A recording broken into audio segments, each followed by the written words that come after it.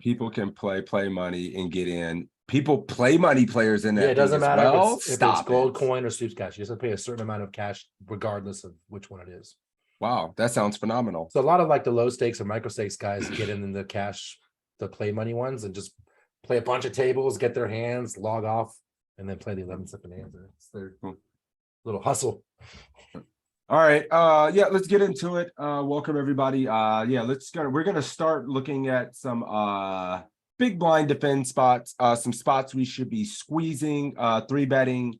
There's certainly a lot of hands I think people are very comfortable calling with, but actually are great three bet squeeze hands multi-way from the big blind. So we're gonna look at some big blind pre-flop, post-flop, and let's start with some multi-way. I think that's good, right? We're gonna look at multi-way here, and I think there's some things missing. We'll go here. Obviously, we're gonna start look at more and spend a lot more time here between 20 and 40. Maybe glancing at some deeper stuff, but I think that's going to be the best use of time since that's what we see the most.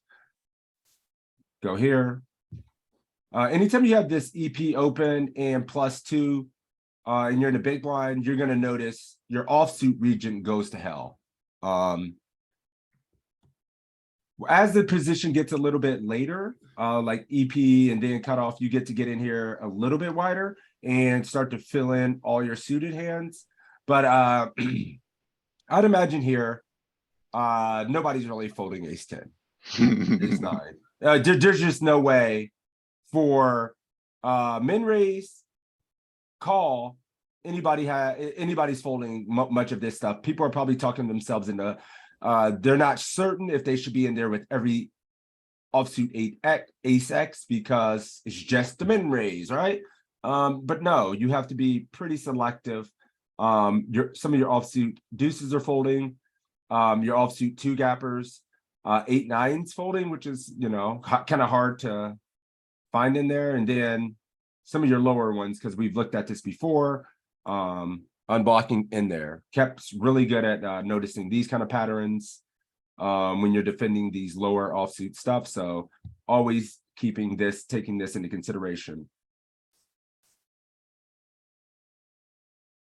You go here, still not really in there with ace 10, which is shocking, right? King 10's in there a bit more, probably makes more straights, queen 10, jack 10. We're starting to fill it in a little bit more. Whoops. I think I maybe have went too many players. Here we go. There we go. There's MP. And then we go low jack. Question: is the reason why you're not calling with an ace is since it's multi-way, most likely at least one or two people have an ace already? Yeah, the reverse implied odds are going to be pretty heavy in those kind of spots, especially EP. Versus low jack, their calling range you can see. Maybe not as ace dense. With some of the better ones, they have more pairs and some of this stuff, so it doesn't mind the ace 10 a little bit. But yeah, that is why you're not in there. And I think a lot of people from hand histories I see from students and other people aren't really sure what to do when it's just a min raise and then a call at 40, and they feel just inclined to flick with a lot of these hands, right? It's just hard, like, oh, jack 8 can make a straight, let's flick, and then ace 9, and then you just end up torching so much EV in the long run in the spots. Once we get to small blind call, well, let's go to more cutoff late position so you can see what this looks like. Ace 9 is now in there. The cutoff flats, the cutoff flatting range, wide enough where you're going to do okay, right? Ace 5, ace 4 in there, ace 8, worse offsuit 9s, worse suited 10s. And then here we are on the button, practically every suited hand. Now you can be in there with those suited two gappers. I think the small blind is interesting because now you get to just be in there with all this two gapper stuff as well. Pretty much, I would just, if you're not sure in game, I think 9/7's EV is just going to be neutral and okay. Nobody's finding these squeezes. This is really hard to find. And then you're just raising. You're not jamming, raising. No jamming range. Even ace king off. So big difference at like 30 and 20. Wait a second, was that early position? That was EP. Oh yeah, we could probably look at some later position stuff. No, here, no, but hold like on, that was early position and like. button Small the blind cutoff flat. And we were squeezing these offsuit aces? a little bit, yeah. Wow. No, this is excuse me, Cap. This Small is small blind. blind flat. Yes. But if Still. we look at the cutoff, is it in there at all? Yeah, I mean a hair, dude. It's like 20%, right? But Still pretty. these are just like to balance and have in there. They're probably not making, I don't hold too much weight to this kind of stuff. Like you can have it in there a little bit, but versus population, versus real people in real situations, the solver likes to mix this kind of stuff in to be balanced because it has to throw the equity somewhere, right? But I would just shift your weight and just do this, your actual value stuff a little bit more, ace queen more, ace jack more, I don't know. Then trying to find this ace 4 10% of the time. Well, just on blocks, they don't open those, so. Yeah, I mean, from the small blind, it's a little bit more applicable. This is multi-way, right? You get hijack flat small blind, and you're not flatting the ace queen here. Ace 5 suited, it's a pure jam in this kind of spot. This is kind of cool because this is yeah, speaking of global poker, Ignition, US sites, here you go. 40 big blind multi-way situations. EP open, MP flat, hijack flat. I will see this on Ignition every single night. Got to still be willing to take the king jack, queen jack, ace queen off.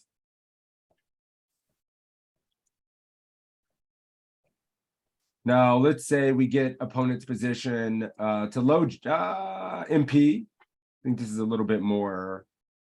You're going to see this a little bit more. MP open, cut off flat. You're in a big blind. Man, I feel like I just run this all the time and it's so tough. King jack suited, king 10 suited, queen jack suited, 10s plus. Rest of these are just raising for value. We're going to drill this right after because I think that's a great exercise for you guys to keep you on your toes and make sure we're all on this. MP, small blind flat. And I don't know if you guys are recognizing some of the same patterns, but I'm finding a lot more small blind flat nowadays. I think we're seeing a lot more players flat to small blinds. MP open, small blind flat, just squeezing king 10. So you're going to be able to find king 10, king jack suited from like 15 plus, 15 to 40 a lot. In kind of these situations, these hands will make squeeze more than the ace 5s. I mean, yeah, these multi-way spots are just going crazy. You're always ripping. 9-10 suited's in there. Okay, let's go back to something that's more reasonable. Wait a minute, let me see. Cutoff button. Probably going ape shit versus this. Yeah. Suited 10s in there. I would make the in-game mistake of jamming king jack every time because not looking at the charts of cheating, it's hard to not know when to jam this. Ace jack off is in there. Ace 2 suit, ace 2 O. I've never found this. This is tough.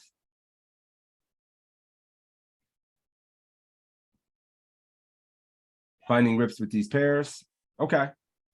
Let's go ahead and move down to 30. You're not going to see as much flatting as we get shallower. Somebody As much has 3 bets. 3 more yeah, I mean, all-ins. well, the flatters are going to have more of a 3-bet range than the flatting range. All right. So EP, here's our, whoa, that can't be right. Wait a minute, we're in a big blind. EP open, MP call, big blind response. No way.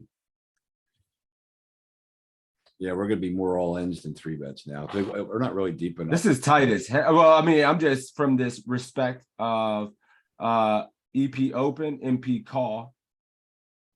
Wait a minute. I think I had just okay. This is the range I wanted to see.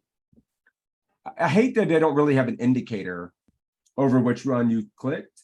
So it's hard to tell. But nonetheless, yeah, this is our flighting range here, ace nine off. At 30, you're going to be able to realize the equity. We're a little bit shallower, so it works out that you want to be in there. I think the shallower we are, the more we get to defend in more of these spots. Because when we realize equity, we can just go broke. Ace 10 is going to go broke with top pair. Ace nine off, and all these are still folded. Offsuit nines out of there. All your suited region. Here's your MP range. All. A lot of people probably over defending some of this stuff. I can see it. When we think of our defending ranges, can I say I'm folding offsuit eights, calling all suited, right? When you think of your ranges in these spots, you got to be able to visualize and say, okay, I'm in a big blind. I'm probably folding offsuit 9x. If you know what region you're folding of an offsuit, you can then just wipe out the rest and just save your brain power for the rest of the range. Like, all right, I have king eight. Well, I'm probably folding all my offsuit eights and the rest of it needs to be defended or V-pipped. I'm probably three betting this, and like the game becomes a little bit simpler. Think of it that way.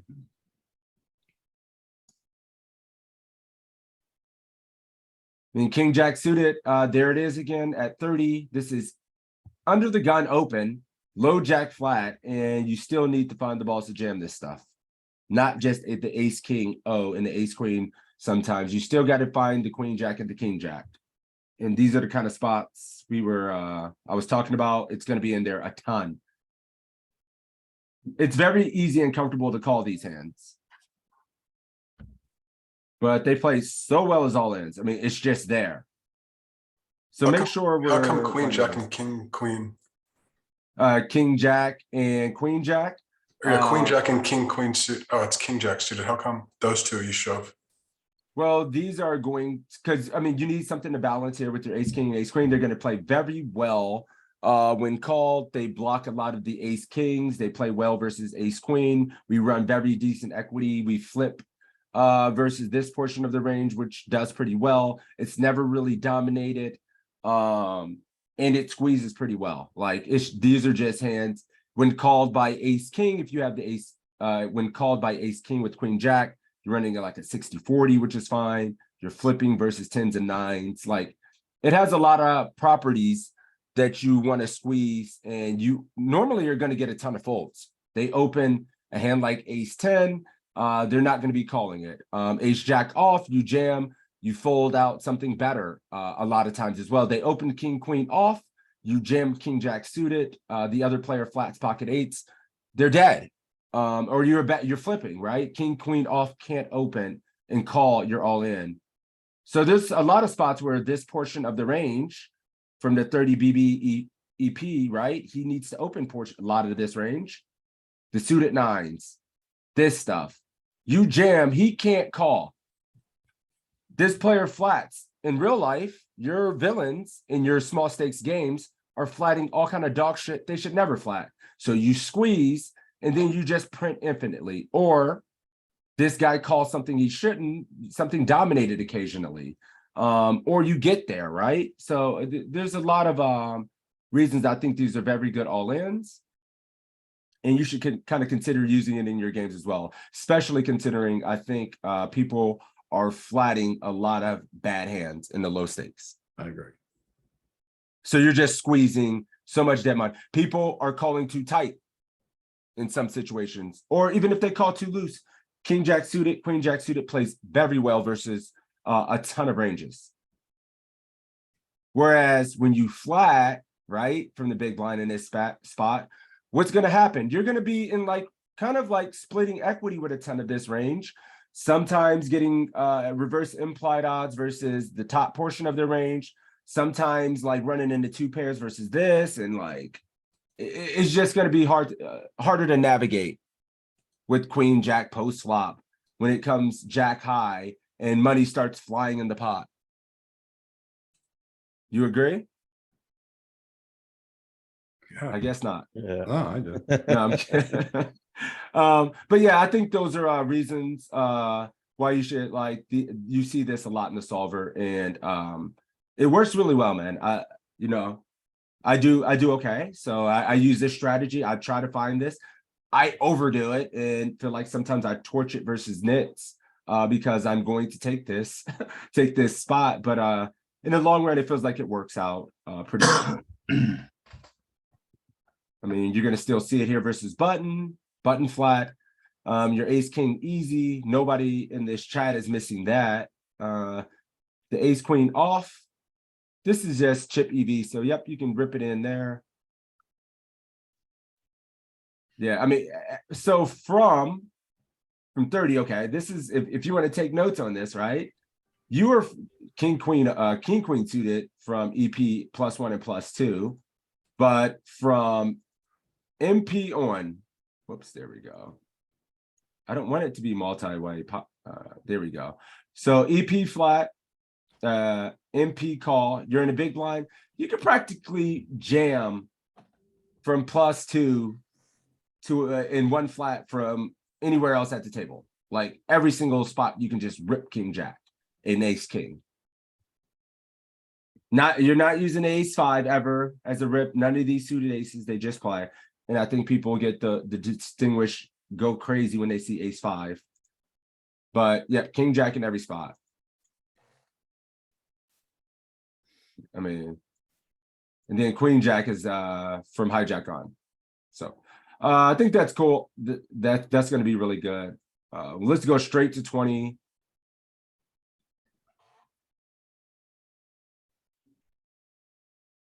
And I mean, I know you guys are seeing a ton of multi-way spots. There's no way you're not.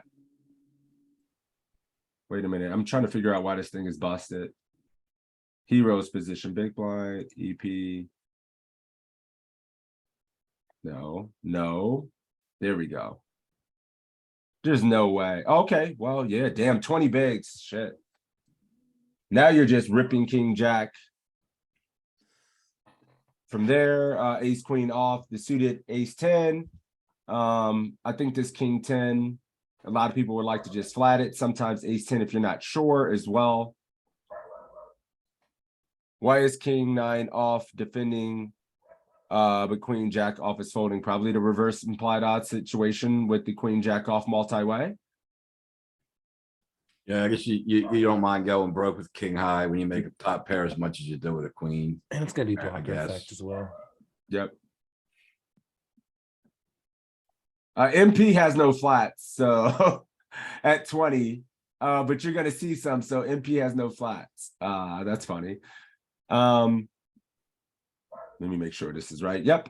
Offsuit 9X Gonzo.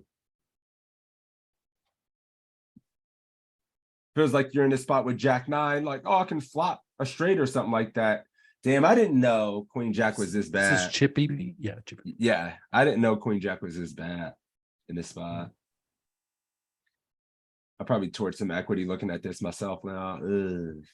Ugh. Ooh. I almost want to screenshot this. Okay. Offsuit 8 out of there. 7s. Now we're just ripping the ace 4, ace 5. King Jack, the magical hand, always in there. Yeah, if you're trying to see what it is, with the spots are EP low jack, it says it at the top there. If you're curious, you can see the other ranges here. And if you'd like, I can make it a little bit bigger. Is that better for you guys? How about this? It's always better. Yeah, that's better. Hell yeah. Always can just ask. Don't be shy. We're all friends. Every time I ask you, rib me about it. Well, I didn't say I wasn't gonna needle you. I just said I don't mind.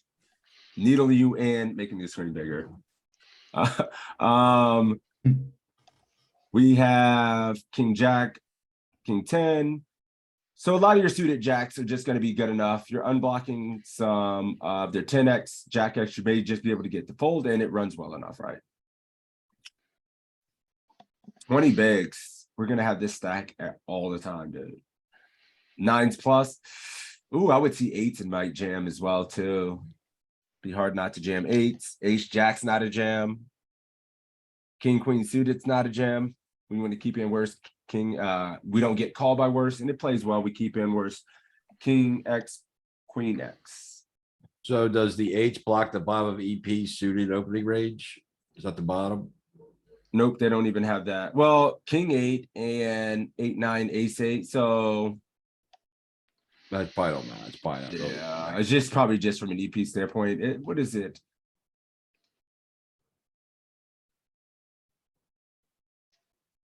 Damn, it is actually just higher EV to call eights here. You know what I'm saying? Kept it be kind of like hard not to lose control of your body Yeah. in this spot with eights when raising call. But it is EP. So I imagine as that opening gets later, we get to jam that more cap, right? Yeah, I'm getting better at this set mine and at the stack depth and just being happy to move on if I don't hit my set, because the game's pretty soft, honestly. Agreed. Suited 10, suited jack. This is button flat range. Now, every suited hand's in there. Now we get to be a little bit more liberal, but offsuit sevens never really get to play multi-way. Under almost any conditions. I mean, you're 10 sevens. And this is barely printing any money. 10 sevens, like, whatever. 9-6. Yeah, 10-7 is like one of the worst. 8-5. Yeah, 10-7 is worse. Are they better than the king eight? Is it like king eight I'm not in there with? I mean, I know what you mean. I'm kind of out of there as well with the king 8. The Without king eight's knowing, what, like in 0.02, and what's like the 9-6? 0-4, Better, so that's yeah. better. But this one, I know it's just like, dude, what? Cool. Small blind, we're just in there, right? Offsuit 7 time. Yeah. Ripping sevens plus. Can you yes, sir. mouse over the deuce just to take a look at the EV of calling and the EV at the Paladin of the deuce? Right here? The deuces? Okay, yeah. Yeah, Oh, yeah. Yeah, you're never gonna really want to fold these pairs. Yeah, I just wanted to know the difference in EV from pushing and calling. So Oh, when I you see what jam you and get mean. called, Yeah. they're gonna always have really good equity against those low pairs. When they call you, you're not in great shape. With the bottom pairs. Like something like sixes, I wouldn't be sure in game, of course. But it's just slightly better to just be calling. And it's significantly better to be jamming sevens. So this is hard to say. So like when you jam fours that get called, Uh, everything they call with is gonna have 2 overs to your 4, and you're gonna be in a flip. That's the best you're gonna be doing is a flip, right? Yeah. Okay. We've seen 20. I mean, there's not going to be, we don't need to go shallower than this because there should be really no flats. Like, are there multi-way flats? I mean, the flatting range has to be, look, opponent, it's shrunk to like, it shrunk to, okay, small blind complete. Wait a minute, did it work?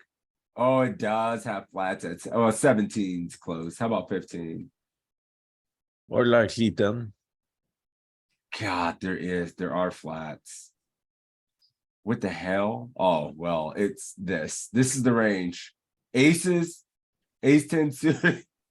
Yeah. So it's just very small frequency in game because we shouldn't even look at, because in game in our opponents and most of our stakes, cats are going to be doing whatever the hell they feel like doing at this stack. They like the look of queen 10 suited. They're just never going to, jack 10 suited's not getting folded by most people at 15. They're just going to call behind by some of these guys. So, but I think the other charts are fairly applicable. Let's quickly drill some multi-way stuff for some of the stacks that we worked on to make sure. Ooh, can I throw in the curveball? Curveball it. We're all poker players in here. I bluffed you. Let's do this. This is how I learn. I kinda get lost looking at all the ranges together. I learn by making mistakes. In this Well, sense. yeah, that's you. But me, other yeah, people, yeah. like for me, I learn patterns. Yep. right away. I pick up patterns automatically, knowing in game if I'm in a spot, I can almost call every single suited hand, and then at 40 bigs plus, I have to start thinking about folding my offsuit my suited deuces. Then I can fold my suited offsuit nines and tens, and then I'm clean. I can't make a pre-flop mistake from there on out if I think of the game and see the charts that way. I just struggle to absorb it all that way. Yeah, I just find the pattern. That's why we don't go through too many stack depths in one session. We don't go too deep. If I was working by myself, I wouldn't do it that way. Let me focus this. So we're going So I was versus double muted. I was saying it could be overwhelming for sure, but you know, the way to get over that is just to look at it all the time, over and over again. Yep. Eventually it sticks. hopefully it's never worked ever. Wait a minute, versus no, it has to be Oh, multi-way. we're doing multi-way. Yeah. Please. Oh, it's gonna give us some super dusty stacks. Well, who is gonna be the first victim? Oh, I'm excited.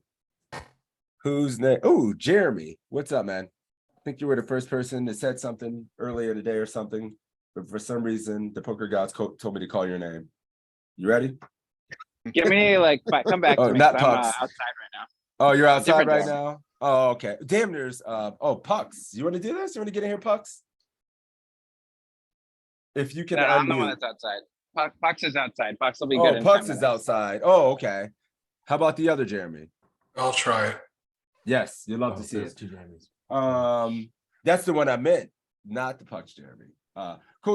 Would you like to step in the ring and knock 10 hands out of the park for the group?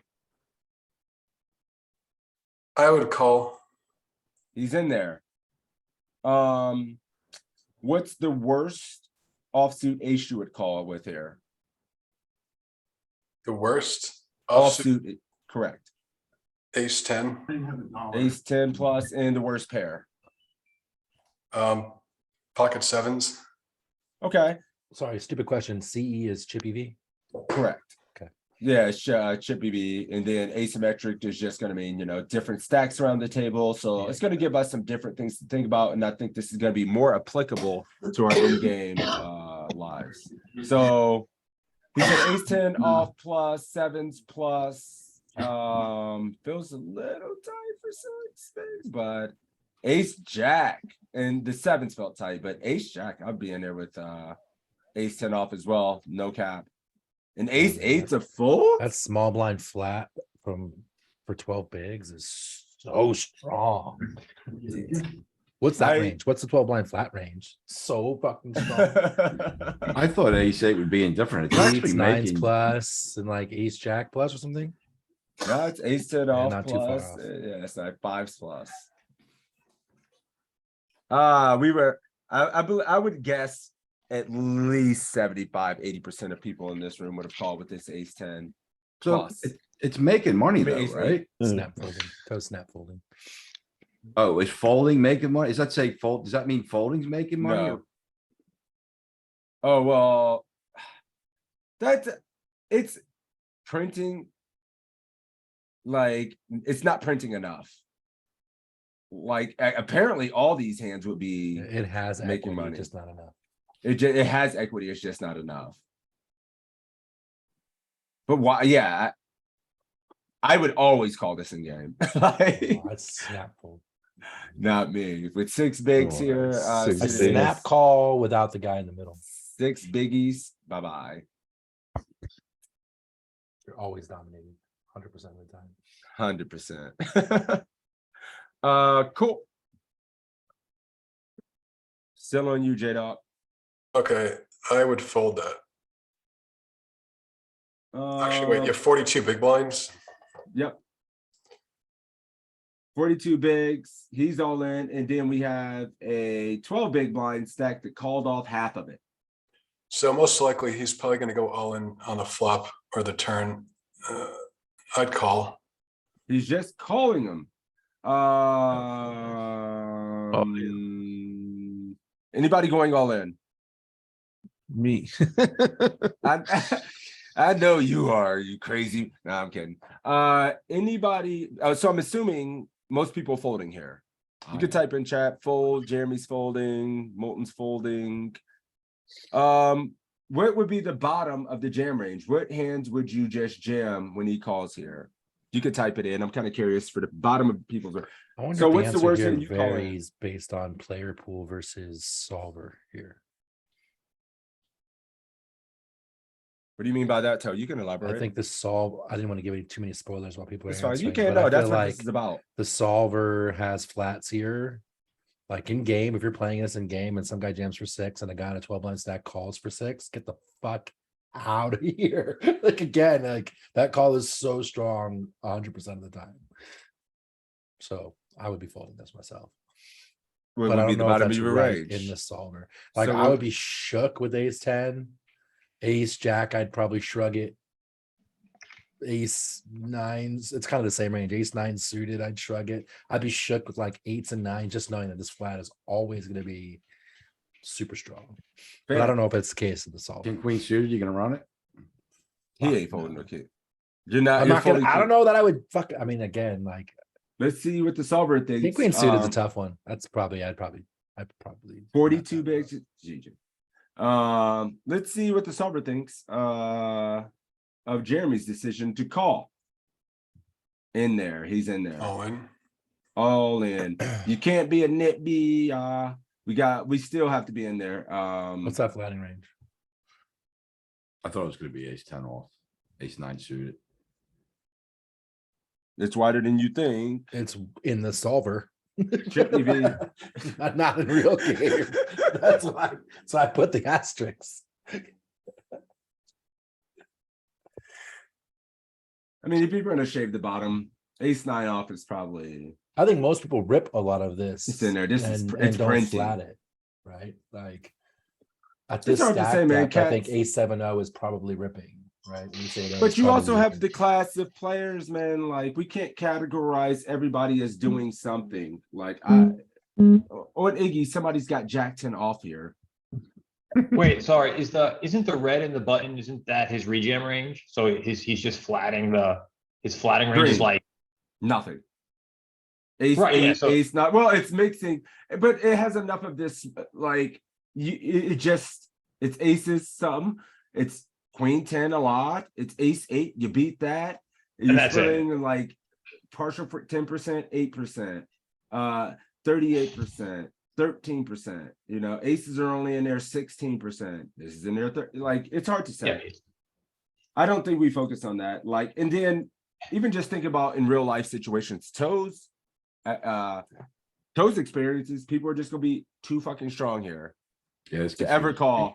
And I'm not Yeah, I gonna think lie to in you, in a game it's long different. And time. I think we can differentiate. Like if you have, this guy's a super nit, don't fucking call. If this guy is super limpy collie, this becomes way more appealing, right? So adjusting, I think versus general player. But this flat is when strong. we do these exercises, it is to know what the bottom of the ranges are and where you are. I don't think you can ever deviate to fold an ace queen. I don't think you can ever fold king queen. He's suited. taking any No, I'm other never way. folding. I'm never folding king queen suited in a Never. million fucking years. No, Yeah, I'm he's never taking folding any ace 10. other So Ace 10, you know, actually. you can just to know where you are and know what the bottoms are. And if you have a HUD, you'll be able to see if a guy is just playing 50% of hands or something like that, ready to get out of there. Then you use this range, right? So good discussions after some of these. Whoa, we just saw this. Are you in there with the ace queen? Galen says Yes. someone there. Yeah, me too. This Never sucks. folding. So when the average chip stack for the table is this shallow in game, how often do you think we actually playing chip EV without ranges? Well, the average stack isn't that shallow. We just got wrecked at some point and lost 90% of our stack or something, I or think he was fighting talking for our about the previous lives. hand. Oh, the previous hand. You know, there are tournaments like that. Wouldn't Turbos. ranges be at least 50% ICM and Chesterfield? That exists as well for sure. And we can look at that after maybe a small sample of hands and see what the differences are. I love that kind of stuff, man. Here you go, Jay. Choose. I'd fold. What's the worst pair? 12. Yeah, I'd fold pocket twos. What's the worst pair you would call with? Oh, the worst pair, Yep. pocket sevens or eights. Pocket sevens or eights. How about offsuit aces? Offsuit aces, ace ten, And then suited aces. ace five. I'd call ace five suited or ace ten suited. Okay. And then chat says eights for the worst pair, sixes for the worst pair, ace nine oh, ace two suited, and sixes plus. I'm nines or tens. Nines or tens. Ain't no way. I That's mean, too I tight. don't wanna have an under pair versus two ranges with a lot of overcards, when I'm gonna have an over pair already. Sixes plus. What's the stack of the button? They're both all in for When he 12. said nines or tens, I was thinking below eights. I was Like, like, they it's look 12, identical. fours and fives. Yeah, Okay. no, I'm looking at fives, dude. Oh, All of them. we are nitty. I'm Set nit. hats. That is why you just win tournaments nonstop, bro. You are never scared. It's because when they lower stack, I feel like I can. They're gonna jump so wide that my pocket pair is gonna mostly win or have big equity. Take a I second. mean, to I look at never this. feel the need to have to race versus two ranges with a bottom pair when I have 20 some bigs. Yeah, I but feel like I I don't. I don't want that kind of talking I here. know, that's how I play We though. ain't hosting no Nits Anonymous. I don't arguments for But to be just super for fun, nitty in spots. watch We need the to be more bottom all aggressive. in, the bottom all in range on this. What's the buttons range? Excuse me. Yep, it's going to be like 35. I mean, how do 25% of Yeah, hands it's gonna be wide. all in? He's raising 15. I mean, he's in there for 40%. If And you look at Over this range, time, you're in at, some with twos, you're capacity. ahead of so If you- much of this range. Yeah, yes, but if you look ahead, there are a lot of no pair, no pocket end, so your range gonna be wide, and the small blind mostly think he is bluffing on this. You know what's cool too is like both these guys Oh have my heavy God, like no paint type way. ranges, so they're gonna block each other's outs when you have pocket twos. You're actually No pretty clean because one's gonna have ace queen, the other one's gonna have like king queen, king jack or something, whatever. Am I correct in reading that twos is like plus 1.3 chips? 1.3 big lines. Yeah. Deuces? Yes. Dude, how is this? This can't be right. This Call is up small range for blinds 12 calling million. this, calling off. It's a late position move, so it's why it's this. If I can- if it I can was put this a in early ICM person, for comparison. if it was a UTG move, you wouldn't call that wide. Is this Yeah, broken? Looks like an, looks like it. I don't know what this is. This looks broken as hell. This can't be right. It actually can't be right. I We're believe it. calling off 9-10 off to a button jam from the small blind. It's wrong. Give me a second. What is This this? is button on 12, right? And how many This- chips? And this guy had 12 too. Yeah, it's actually busted. Yeah. Like, there's just no way we're calling off 9-10 off. There's no. I'm done. I want my money back. Gotta maybe report the ball. What do our ranges look like there? I'm gonna look now. This is Yeah, the there's range in actually ICM just as no of way. 6. But There's there's no way. I believe there's two small Small stack big that need to make a move. blinds, Small blind Are we calling off 9-10 off to a versus button all jam? in. 6 is check Skype. That's the Button. ICM as our calling range. for Here the it small is. blind. Dude, it's 1 second. way, our range is way tighter than that. It has to be way tighter. We're calling off. Here. Oh, there's no That's the percentage. ICMizer range for small blind call. Suited tens, basically.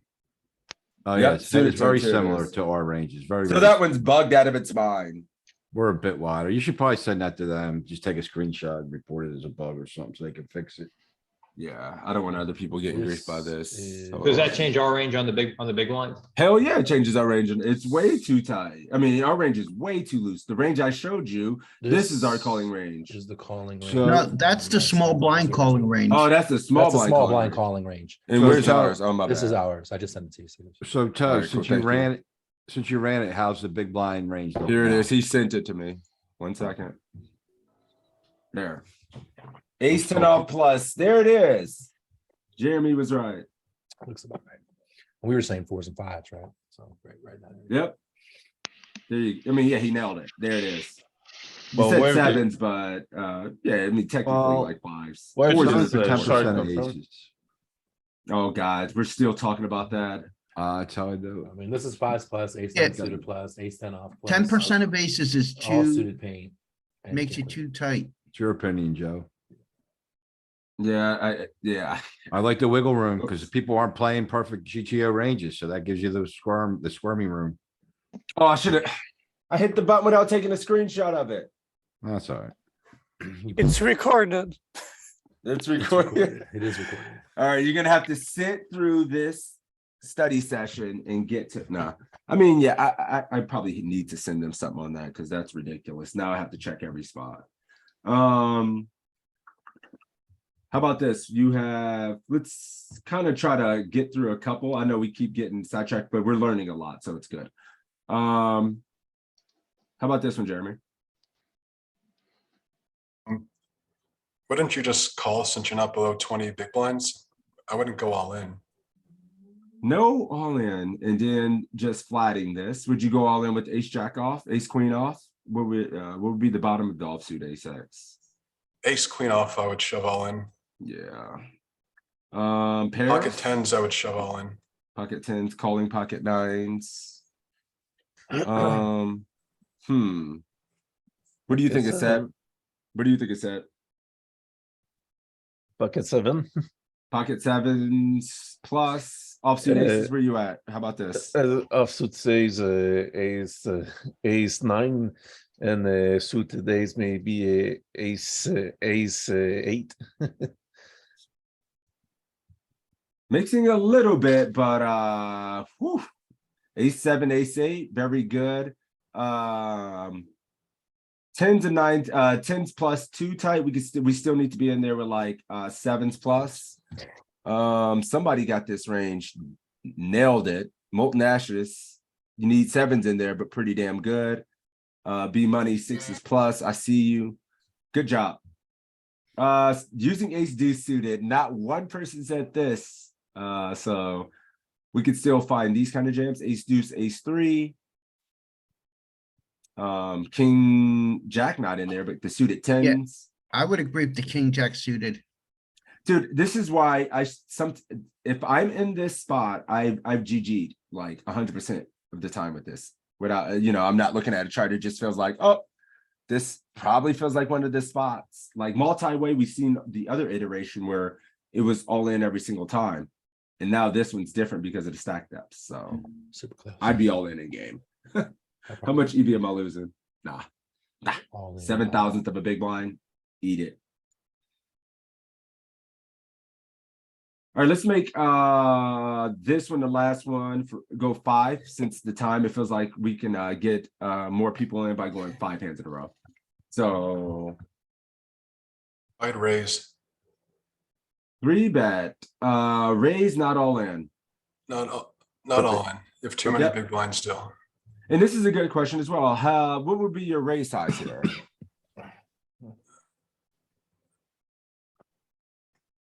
Two The and a half. multiplier. 2.5. So you would go 5. Yeah, Too small. We need fold equity.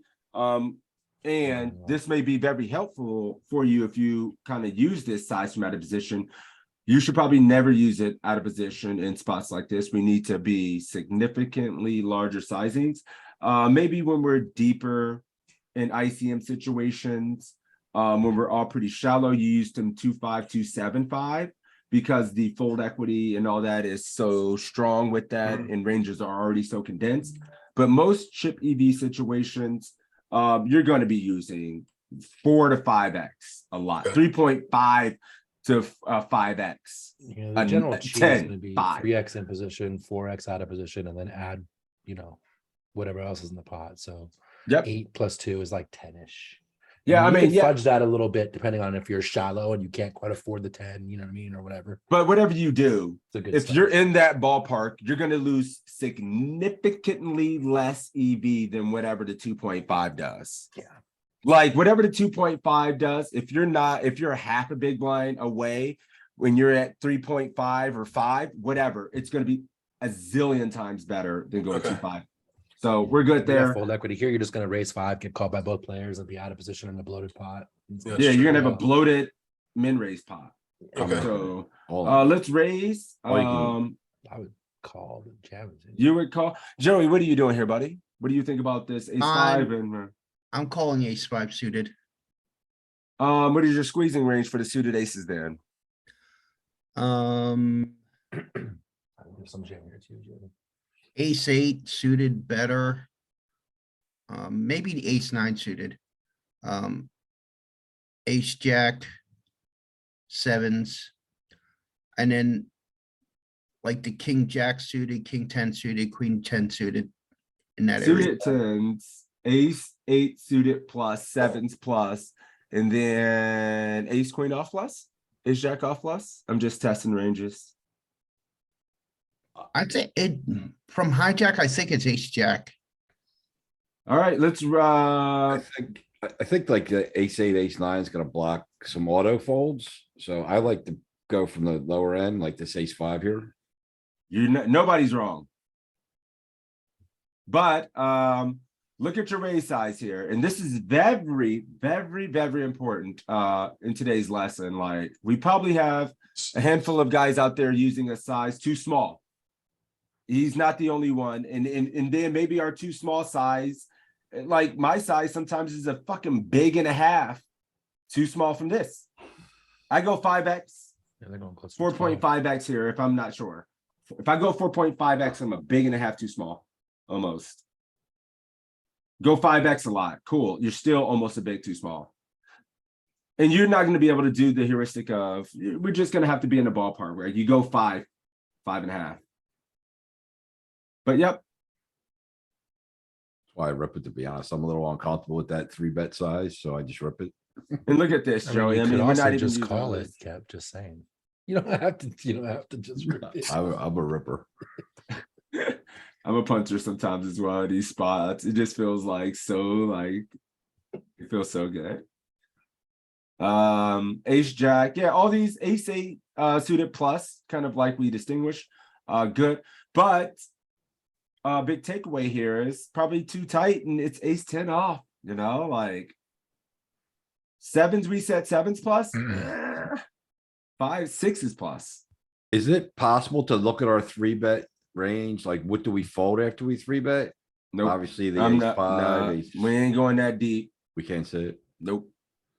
Well, when we're raising that big, we're not quoting anything to the hijack. 0 hands to him. Literally, we're committed for 5.5. It's just dead. We put that 5.5. He puts in that we're pot committed. Yeah, if we With go, even ace 3. if we go 5x over his raise, it's 10 big blinds already in. Yeah, and then these two. No, I mean, from us. 'Cause Yeah, 5x over the raise is 10 big blind raise. yeah, we're committed with our entire range. Whatever you just ace 3 off, ace 3 off is probably pot committed. Cool. Let's get one more person. Also, if you in. look at this chart, Kev, like it's pretty easy to see what's going to raise fold, right? Like I'm not 100% sure about like Jack 10 suited and Queen 10 suited if the small blind comes along. Oh, Most of this is top of range, right? So just call off, ace jack O plus and Yep. dip off the bottom. If small Um, blind rejams, ace 10 offs out, ace jack off, it might be Yeah. out. I'm gonna need let's go one more set. And then we'll get it. Let's see. G-Man Meatball, you want to get in here? Sure, I got 30 minutes. Let's do it. This won't take 30 minutes. We'll get to 10. Your stack is at risk. Is this the one you want to decide to go with, or do you flick the suited ace? I'd probably shove all in knowing me. Suited aces. Ace 5 suited plus, ace 9 O plus. Ship it. Look I at feel all you. them calls. Still in there. This is 'cause actually you can just oh, stop and go is probably more effective than this jam on some level, right? When you jam here, you're getting called a lot. This hand too good, whatever. But just in general, when you jam here, you're getting called a lot. But if you flat this and stop and go the flop, you have some fold equity still. Isn't Oh, there yeah, danger in you betting realize big any blind? amount of equity, so it's good. Oh, never mind. Dumb question. Ignore it. Sorry, buddy. Oh, you get a good ass hand. Well, what do you want to do? Slow play? Here you go. You No, call it. I'd like to raise. Okay, so now you get the fun question is, since you get a set, what size are you raising? Probably go to 8 to 10. What's the bottom of your pair opening raising range here? What's the worst pair that you would squeeze raise? That would squeeze raise. So you're going 5x for your 3-bet range, 3-bet size here, correct? It's probably gonna be eights plus. 8s plus. Are you going all in with pocket 8s? Or are you just raising those? I would probably Eights. raise all in with pocket 8s and above. And then kings, you're going to just raise to 5x. Kings, queens, and aces, I would just raise. Probably even go all in with jacks. Okay. Do you squeeze all in with any suited aces worse than the nuts, like ace, king, ace, queen? Do you have any Yeah, of this? I'm gonna go all in with ace, queen off, ace, king off. Suited aces probably lower ones, ace 4, ace 3, ace 2. Ooh, that's kind of freaky. He's using the ace 2, 3, 4 as jams. Let's see how wild this man is. He's gonna raise 5x, 5, 7, 5. We've seen it in the last one. None of that spazzy shit is in there. You know what's interesting is the most interesting thing is no jams. Like I thought eights might be a Yeah, jam. nah, No nah, jams. nah. EP, I EP, really too thought eights tight. was a thing. Yeah. We punted our stack 1, 2, 3, 4, 8 times over. I have a question. Yes, If you sir. don't have, what are the best charts to use to study multi-way spots like this if you don't have pre-flop academy? Oh, that's encouraging. I have Nowhere. used Preflop Academy as the one. GTO Uh, Wizard has some GTO charts Wizard- for preflop. GTO Wizard. Yeah, GTO Wizard. GTO Yeah, Wizard's Wizard has good as well. Because I totally have that. Yeah, so GTO GTO Wizard Wizard has slightly off multi-way from preflop. this. Monker solver stuff. Like there's other stuff like out there. Like I know Yeah, other people you'd use have to Monker, invest a right? little money to get multi-way charts. Yeah, that's fine. I just would like a single, like use the best source for studying because I hate when like charts and things for studying don't line up with each other. Yeah, they're always there's going to big be. discrepancies. They're always going to vary a slight bit. Yep. But yeah, I mean, Preflop Academy is probably the top one, and then GTO Wizards up there for sure. I can't think of anything else that has Okay. multi-way charts. Let's keep going. Sweet. So I was just throwing this on the Instagram story real quick. Massive study group, the PC study group going hard. Look at all these legends. The hardest working group in poker. Let's go. All right, cool. Yeah, 575 is the size as well. So slightly bigger than 5x when you are raising. Mhm. And then yeah, let's save our chips and then live to fight another day and just be nit bitches and go with only the nuts and Okay. very strong hands. No tricky, no tricky. Uh-oh. Can you control yourself or what are we doing here? I don't know. It's so tempting. No, I'm just gonna call. Just calling this. Is the range only going to be strong linear once again? Are you only using the goods to jam after seeing the last one? What's the range? Are you going ace jack suited plus? What is it for the suited region? Probably ace jack off and ace 10 suited. Those are going all in. Pocket pairs, I'm gonna again probably be wrong, but I'm gonna go sixes and up. All right. Calling this. Oh, a little sneaky ace 4 in there. Ace queen off, no ace jack off. Okay. I would have looked at ace 10 suited and not known in game and like maybe closed my eyes and jammed it sometimes or used the randomizer if I didn't know. But yep, the magical king jack still in there. The rest of the suited 10s, 8s plus. And this is 20 big blinds and a spot we see every single session that we play multiple tables.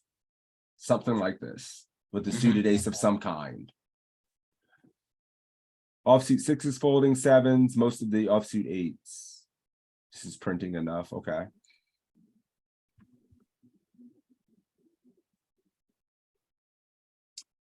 We losing control of our bodies. It keeps trying to test you. I don't know, like ever since you said this is a good test for you. You're gonna save so much future money now, man. Jeez. Just calling, Jellyfish says. I'm assuming you're just calling it as well. Or Yeah, I'm you still- start- yeah. Hey, now it's teasing you though. It's like, haha, you can do it down here. Yeah, it's hard to memorize those little, islands out It there. really is. So I'm lazy. Um, I'm just like, oh, whatever, just re-raise all of them or none of them. Yeah, but the one everybody goes crazy for is used less in these multi-way spots than its counterparts, like ace 3 and ace 4. The few that we've seen. Ace jack O. King jack suited back in the house and getting this in. Is there somewhere that explains when ace 5 jams versus ace 4? I know, right? Like we're not seeing it at all. It's just mostly like unblocking the 5x opens, right? Or the ace, their ace 5s, I guess. Oh wow, why is this here? I mean, No, just fold it. Well, no, fold it. he's in there. Kep, would you call this one? No. Not even in there with this offsuit deuce. What's the bottom of your offsuit calling range? Is it 7s, 8s, 9s, or 10s? This is how I need you guys to think about the game. So I just want to mention though, I wouldn't even defend this heads up versus low jack. Fair. I think it's a 6-5. 6 5s in there. So wait a minute. So yeah, what would it be? Meatball? Would it be I was folding. yeah, you were folding, Oh, but the sorry. question was, what was the bottom of your offsuit calling range?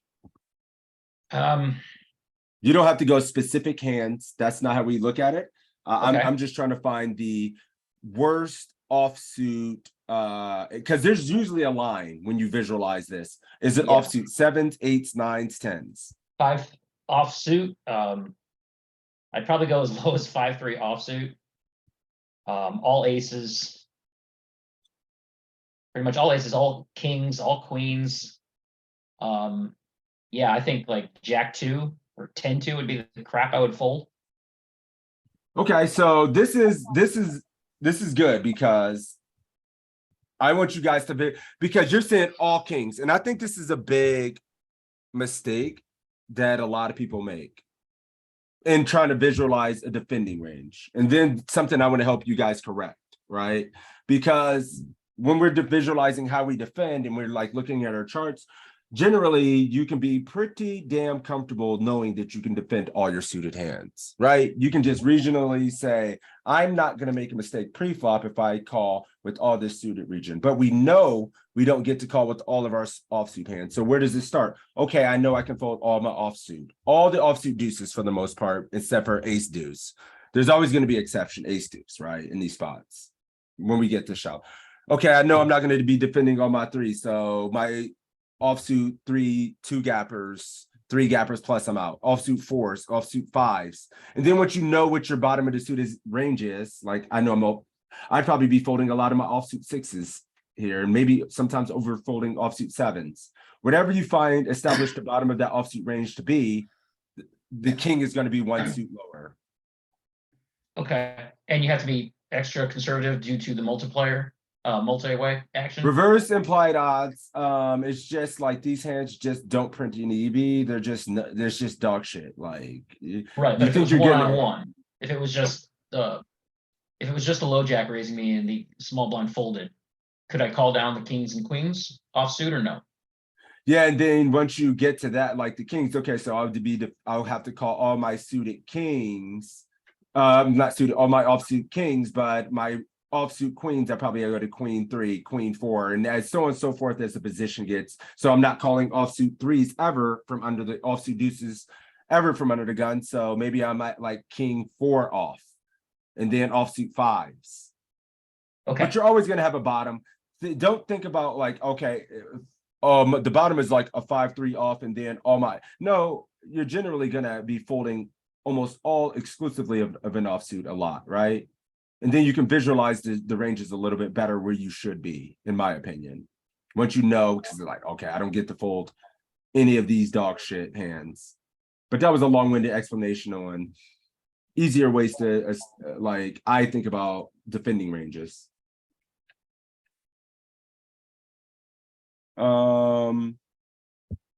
Squeeze or no squeeze me? Squeeze. What size? Probably go to 12 and 15. Multiplier, sir. Sorry? What is the multiplier on that? Are you going 4x, 5x, 6x? Like, what is the x? Because that's the way we're going to think about it in game. Oh, yeah. 3 times plus the 2 players, and then 1 or 2 more because I'm out of position. So start with 4, 5, 6 times 2. 6 times 12x, 12. Yeah. So he's going 6x. You got Yes. there in a weird way, but you kind of got there. Yeah, sorry. Yeah, so yeah, 6. Yeah, don't like raising 6x. Panicked. 5, 7. It's all right, man. It's a big stage here.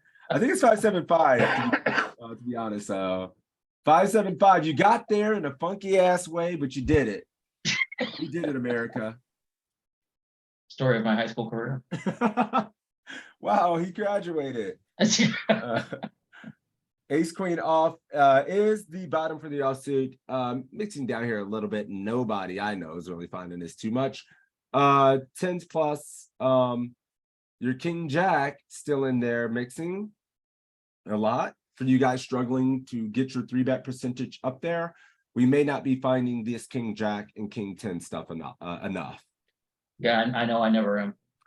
So for all you guys looking at your databases with your little like 4 to 5% 3-bets, and it's only the nuts, get your king jack, king 10 suited, and lose control of your body a little bit more. Cool. So we've been going for about an hour. When I come back, I want to do some post flop stuff. So let's take a quick 5-minute break. Then I'll come back. We're gonna do post flop situations, work on our defending game, making sure, because I feel like in the streets people have been double barreling a shitload more. So yeah, let's make sure we're playing well in that spot, and take 5, come back, and we'll do that. Cool. Be back.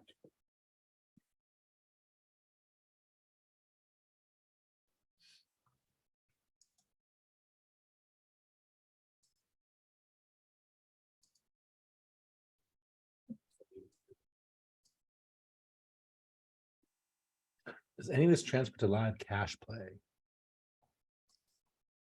No. Yeah. I mean, on some level, you know, good poker is good poker, but the strategy, and you're not going to be on these stack depths most of the time in cash game, right? You're going to be much deeper stack. And So the and strategy. there's also antes in tournaments, so you're a bit wider. Right, that's true too. And the blinds go up, so you need to collect.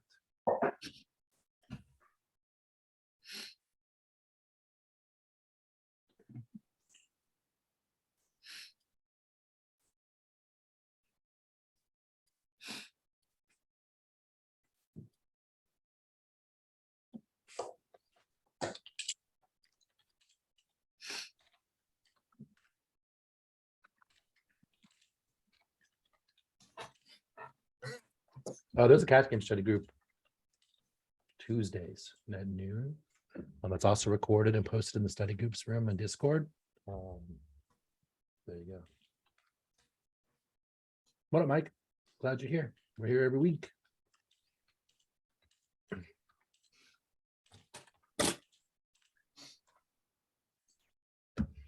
Always out of top. Yeah, it's mostly common.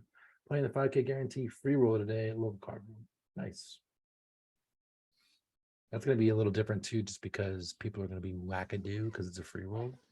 Yeah, so here's I the would thing. say So when you tighten first up start, slightly. you could do $15 for dealer appreciation. You get 10,000 chips. You start with 20, but then at the break, you could do $40 for 25,000 chips or $100 for 100,000 chips. But I typically don't do any of that, just the original add-on. Right on. So if that's the case, do I just play super tight? I wouldn't say super tight, but I would definitely not bluff as much, bet thinner for value. And then kind of cut off maybe the bottom pip or two of my range. Because people are going to call too much. They're going to call too wide. They're going to chase for too many streets, especially with the free roll free roll aspect. So that's how I would do that. And Yeah, typically at you the can find beginning, lots of people great like, spots to limp along too, because I think people are going to limp into that thing quite a bit. So like I wouldn't necessarily be isolating things like Queen Jack suited, King 10 suited. I would just limp along with those and hit a flop. I wouldn't be isolating things like 8s and under. I'd be limping along and trying to spike the world. yeah, typically in the beginning, people just go all in, but like after the break's over, you can't do any add-ons or rebuys, and they start playing a lot tighter. Yeah, so if they're just jamming and going crazy, then you have no choice but to tighten up a bit. But it's one of those things too, if it's like Jonathan's post in the Discord. If someone's jamming 7 hands in a row, then you're just gonna have to nut up and call, kind of wide at some point.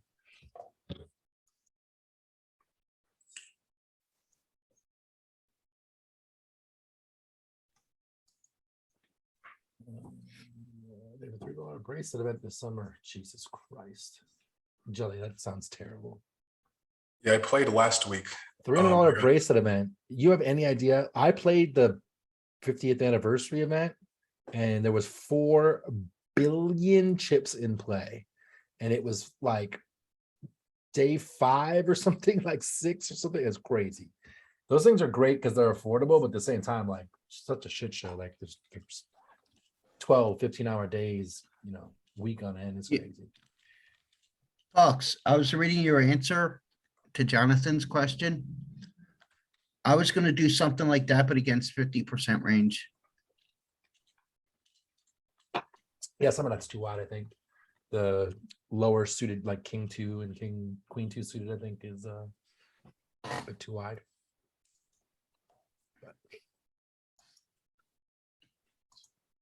Yeah, because he's shoving a lot, but you can't assume he's shoving 100%.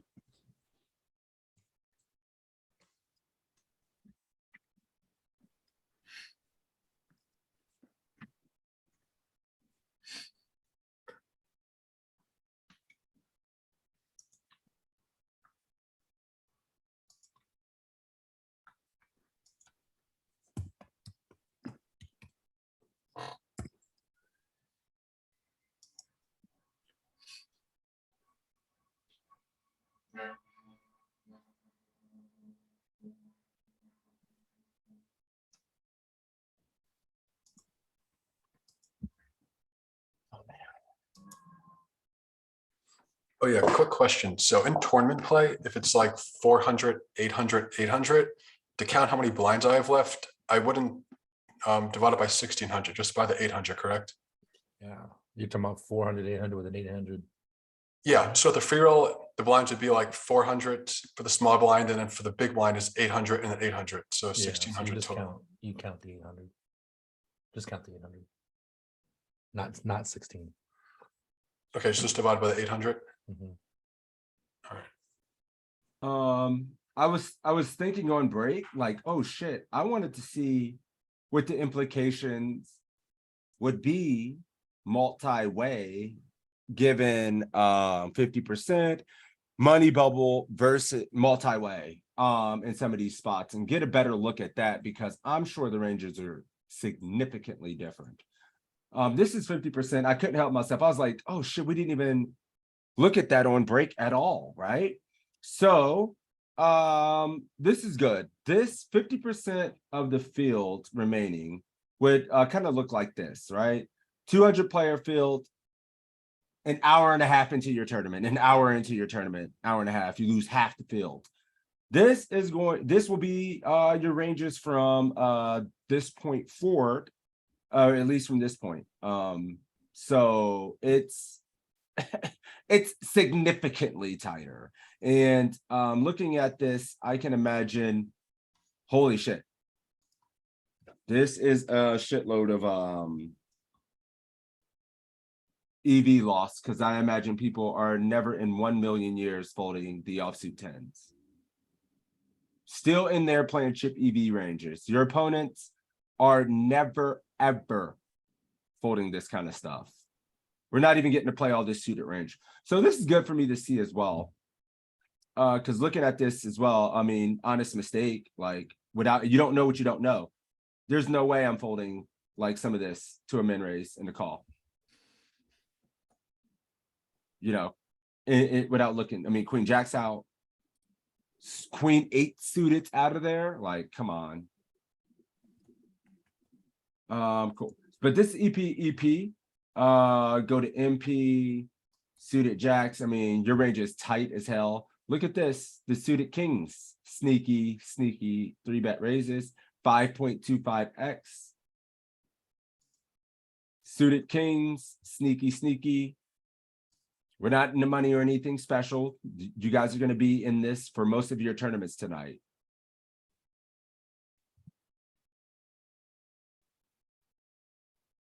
Oh man, I miss 100% of the time this stuff. King Jack suited, not even getting nasty anymore. Never. Your range is tight as hell. Dude. Yeah, you're just tens. Ace queen off, ace queen suited. So this is the shit right here, though. This kind of stuff, once you get any kind of deep in a tournament, I've been cashing, guys. Not even a brag post, but studying this stuff. My in the money's percentage, making money, profitable break-even sessions has went up so significantly high since we start studying. Like, I'm losing so few chips just being able to these kind of spots. Yeah, we were talking about this yesterday. I Flatting. was in a deep in the 55-30K. Calling here, and, calling these spots, not going all in, not squeezing and griefing. Go ahead, Tom. Yeah, I was deep in the 55-30K, and Sixes and I were talking about this before the session, how I had ace queen, a guy opened, I flatted, and things went crazy, and I ended up getting to fold my ace queen, and one guy had ace king, and the other guy had jacks.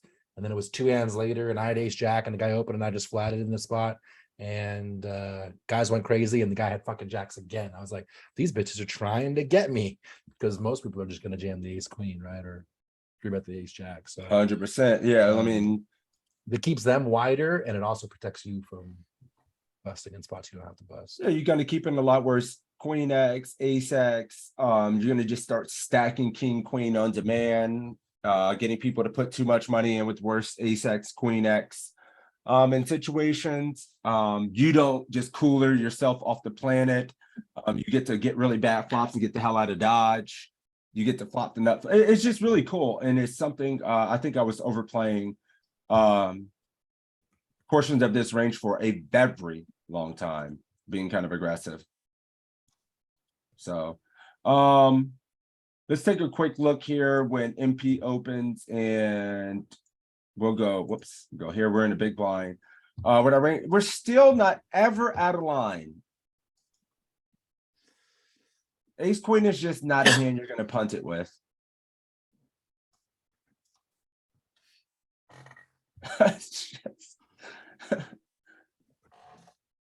Oh man, I needed to look at this again.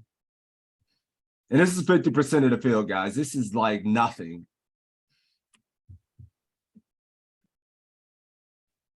You guys get this deep in a tournament every single day. Like, so now you're going to start cashing more, you're going to punt less, and you're going to keep your opponents wider. I mean, yeah, ace queen off has fucking done nothing. Everybody who likes to jam stuff, let's see at 30. So that was the whole tree, just a glimpse. And this is what we need. See, that was a glimpse there. I know Kept hates this part, but this is how I learn. That's all good, man. Offsuit 10s, still out of there, 9s. So you would say, okay, I'm folding offsuit 10s. Your brain just automatically, the rest of this range just vanishes. Okay, I don't have to worry. I'm probably folding offsuit 10s, suited deuces, suited 3s, suited 4s. And then whenever I hear that range, I'm thinking, okay, but I need to call my suited ace X, king X, of course. But yeah, this is kind of crazy. I'm definitely putting in too much money in this range myself. And then occasionally this, when you're just playing too many tables and you don't even know your 50% of the field exactly remaining or whatever. Let's go to here. King Jack just now starting to get in there a little bit, and ace queen. And this is 30 bigs, and you're still going like 6x. 30 bigs, multi-way, ace queen just now, and then the button you got to be going. Okay. There. I find it, what I find is that you're playing straightforward with a decent stack. You don't have to polarize your range. No, yeah, we're just gonna be and yeah, good point, Seth. Like, we're not messing around at all, right? There is no flat at 20 +1, but there are a handful of flats here. At 20, we can get a little bit crazy, but you have 20 bigs, so ace queen is just gonna be the universal bottom. 10s gonna be pretty in there at universal bottom, ace queen. Are we still folding? So okay. At 20 big blinds, when you get a little bit shallower, you can realize equity with these offsuit 10s. That's when we can really start to get in there.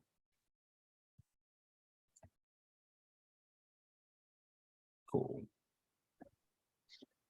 Offsuit 7s, ace queen, universal bottom. Now we can start playing more of this strategy when later position gets in there, which is kind of more what we're used to.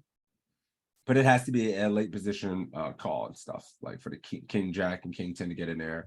So at 40, like Seth was saying, we're playing pretty damn straightforward, man. 40 plus, we have a nice stack. We don't need to kind of take some of these jams or 3-bets. We keep in a lot worse. Our range is pretty strong and condensed. And then we do start squeezing as we get a little bit shallower, but it's going to be our best hands, 9s plus, ace queen bottom for offsuit, ace queen suited, and then king jack, king 10 in some of these spots. But I did want to just kind of look at that really quick. This is stone money bubble. Do you guys want to look at the stone money bubble or move on for multi-way? There should be not much flatting. What do you guys think? Not much, no. Not too much stuff. Big There blind's shouldn't be gonna too get, much I mean, the flat. small blind would have no flats, but big blind's still gonna have some. Yeah. Let me super quick. Let's go to a stack just at 20 and like let's just look at 20 because I think money bubble 20 knowing like how to approach this is going to be super, I mean, fairly important.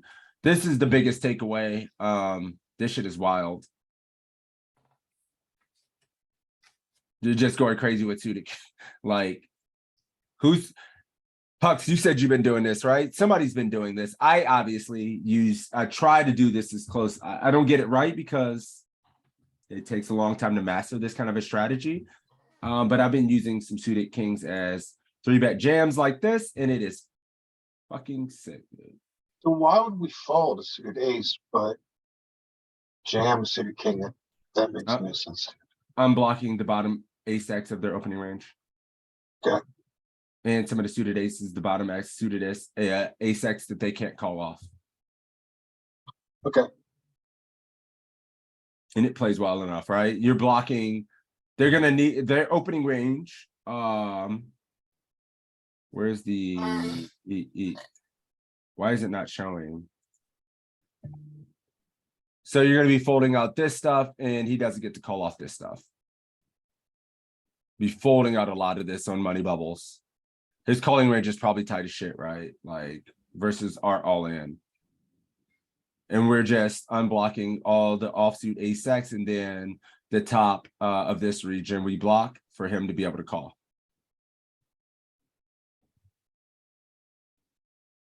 The calling range is just much more conditioned to spot like this. I mean, it's a crazy ass strategy. And Puck's good call on looking at this. I kind of forgot how exotic this strategy is.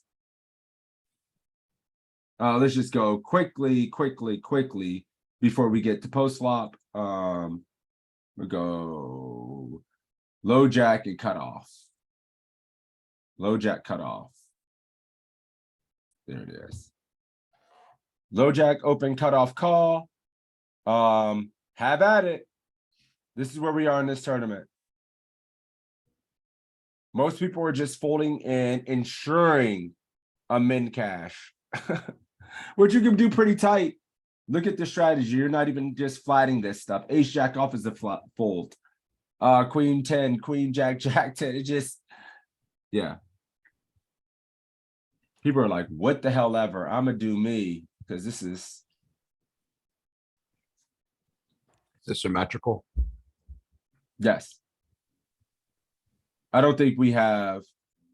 Yeah, if you look at it asymmetrically, they're obviously not going to be able to do it to run it that way. But I just wanted to kind of briefly go through that because I was thinking about that on break. But we have about an hour left this study session, and I think getting into some post flop stuff, defending versus C bets, double barrels, when should we be check raising? Always refreshing that because it never ends. You're going to be defending in a fucking big blind forever. So yeah.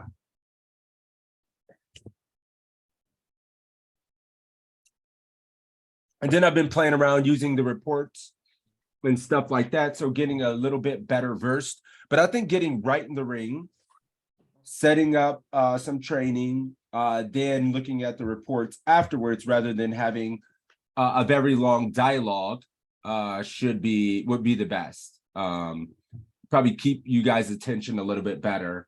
I feel like. So I'm gonna go to trainer. No, not study. I'm gonna set up a trainer. Cool. Custom spot. Give ourselves a couple stack depths. Type in chat. What stack depths do you think you need the most work on in this spot? I would vote for something we're going to be at a lot, from 20 to 40 would be my best, my guess. But Molten Ash says 25. What do you think, Cap? I'm good with anything, dude. 40. Joey's at 40, 40, 40.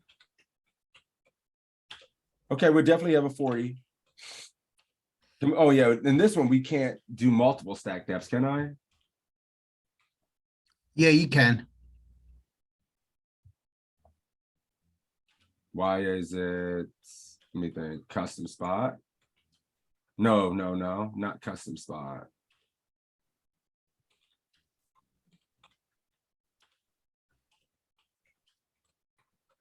Dude, there's so many, like, since they changed this shit. No, Yeah, click the spot. You're not making a custom spot. I'm not making, it's already a built-in. Click starting, click pre-flop on that. Oh, there we go. Versus RFI. Versus 3-bet, any RFI versus open. And then we can get in Event there. settings. Yeah, there we go. Dude. We'll let them open from anywhere. Look at hit MTT chip EV with limps. Oh, this is what I was trying to get to. My gosh, thank you. And then we'll go 40. Yeah, I just wanted to do this tree. I think this will be the best for all of us. Since this is MTT poker from mid stages to deep all day. 20 to 40 in the big. Cool. And then you got, let's focus from no, we want to focus on this today. More later position stuff, I guess. And then alternate positions, no. Hands, no. Yeah, we'll just kind of keep it fresh. And then pick a victim. Jellyfish. You got a mic? He gone. Mike. Looks like a new name, Mike. Yeah, Laziness. I invited Mike in. Hey, Mike, you're more than welcome to hop in. Hey, what's going on? Can you guys hear me? Yes, sir. How you doing, bud? Hey, I'm doing good. Stoked to be here. Awesome, man. Yeah, you're more than welcome to hop in. We're glad to have you. There's no wrong answers here. So we're going to play the situation from all aspects, from beginning to end versus the solver. Then we're going to break it down, ask ourselves some hard questions on how we play these situations and try to get better. But you're more than welcome to hop in and do 5 hands, man. So what would you All do right, here? let's Would you do it. defend? Here I'd probably fold. Folding versus the cutoff. So what's the worst offsuit queen X you call? This one's really close. I'd say maybe queen 8. So he's folding this. You got to call this. It's even mixing raise a little bit. And we're going to look at all these ranges and make sure we're all improving and gaining an understanding of this situation. So if you were folding offsuit deuces and 3s and things like that, but I think in like this would need to be defended. So like you said, you're going to probably mix in some call here. How about now? You ever leading in a spot like this? I think you can definitely lead here. I would probably lead for close to the size of the pot. Leading for pot. That's not even an option. He's a savage. So let's give you this lead. It does do it very small frequency, but overall, we're gonna be checking at a position, a metric shit ton in these spots. They're still gonna have overpairs, things in a range. Sure, we have some 4x, but a lot of our range is gonna be junk. And then when we do lead, we're gonna reserve those leads for slightly higher equity hands. That we And defended with. this is a more efficient way of getting chips, getting him to put chips in the pot too, when you check raise. Yep. Like, Dude, we're not gonna you do lead big, or he's gonna fold out a lot of shit. and get called by the better portions of his range. When we do lead here as well, Mike, like in situation where you do want to lead, naturally you're gonna want to probably try it for a smaller sizing, because you're just really trying to fold out a lot of his no equity hands. And then when you do have the goods, you want him to continue wider as well as with his value hand. So just be aware. Would you call this in game if you had checked, or would you check raise? I would probably fold. Yep. And I think that's just completely fine and dandy. I'd probably just always fold this as well, man. I don't think I find enough check raise here myself. I'm always check raising. Yeah, I mean, if I'm playing too many tables, talking on stream, I autopilot this way too fucking much. So I mean, I'm surprised even, it's like, fold. I'm admittedly- surprised it's not raising even more, honestly. I mean, I'm not. It feels like we can deprive from a lot more backdoor flush draws. We do have an over and 3 to a straight. But it feels like we have an over 3 to a straight, through to a flush, a 5, and stuff like that. But let's kind of stay on track and focus on what the initial mistake was made, and how we can help our friend Mike here is like starting at pre-flop in our defending range here in the big blind. This is the bottom, near the bottom, and we're calling all suited kings, but you know, you're folding a lot of offsuit deuces, 3s, 3x, but you know, with that being said, we still are in there with a reasonable amount of paint. Right. I knew that queen 6 was pretty close. Yeah. So usually people are a little bit tighter in game, so that's probably why I went towards folding. But Then and you know, I another can get with behind calling as well. You know what else, Mike, is and a lot of you guys out there, like when we have 35 big blinds, naturally sometimes we're going to be in a state of a tournament where it's like 50% of the field left, right? Or we're going to be slightly deeper as well. So taking that into consideration, where we are in the field, this would be a fold if it was 50% of the field remaining. So I think so. I think it would be. Yeah, but this is just natural chippy V, and this is going to be one way, one exercise for us all to use, as realizing what inflection points and being aware of where we are in tournaments and being hyper vigilant about adjusting our ranges based on that. Because it's so easy to just be fucking autopiloting and clicking buttons, jam it out, and never looking at your lobbies and playing the same chip EV strategy. And you're probably just torching it a lot doing that. And I'm guilty of it as well. Going back, I would never donk the flop here large, or that would be super, super rare. That's fair. I can definitely get behind the small sizing. Actually, in this situation, I like check raising a lot better than doing any sort of donking, because your opponent's just a c-bet like just about anything. Yeah, he's gonna c-bet like Jack 9 here, and then you're gonna check raise, and he's gonna just be in hell and fold, right? So very good, and Exactly. I love to see this. Like, he's done. I mean, any real person that gets check raised with this queen 10 off is toast, and they have they're just never gonna, they're folding. So Yeah, and when you pull off a check raise there and push them off their equity, I mean, that's huge for you. Gigantic, correct. I'll re-raise from the cutoff sub, guys. What did I miss? I'll re-raise there from Everything. the cutoff. Everything. Another.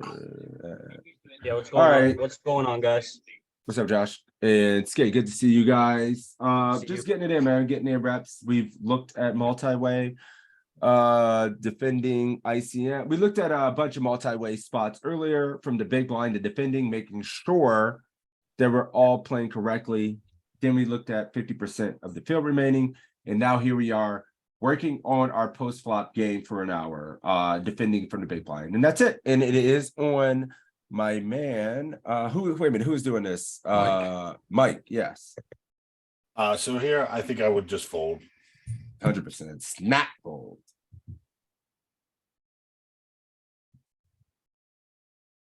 All right, did I bust the solver? No. Okay, not gonna look too much at that. We've kind of starting to establish our defending range. How about this? This is a good one for you. You defending this? Chip EV. Give me 1 second. No problem.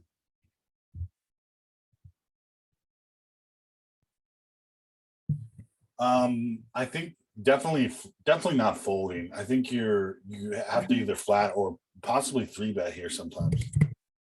Ooh, a little spicy 3-bet sometimes, huh? Yeah, with your king blocker, I feel like, especially against the hijacks. Well, actually, no. If this was cut off, I'd be more into 3-betting. So, since it's hijack opening, I'd probably go with the flat. 100%, 0% 3-betting. In there with every offsuit king, damn near. Queen 5 off plus.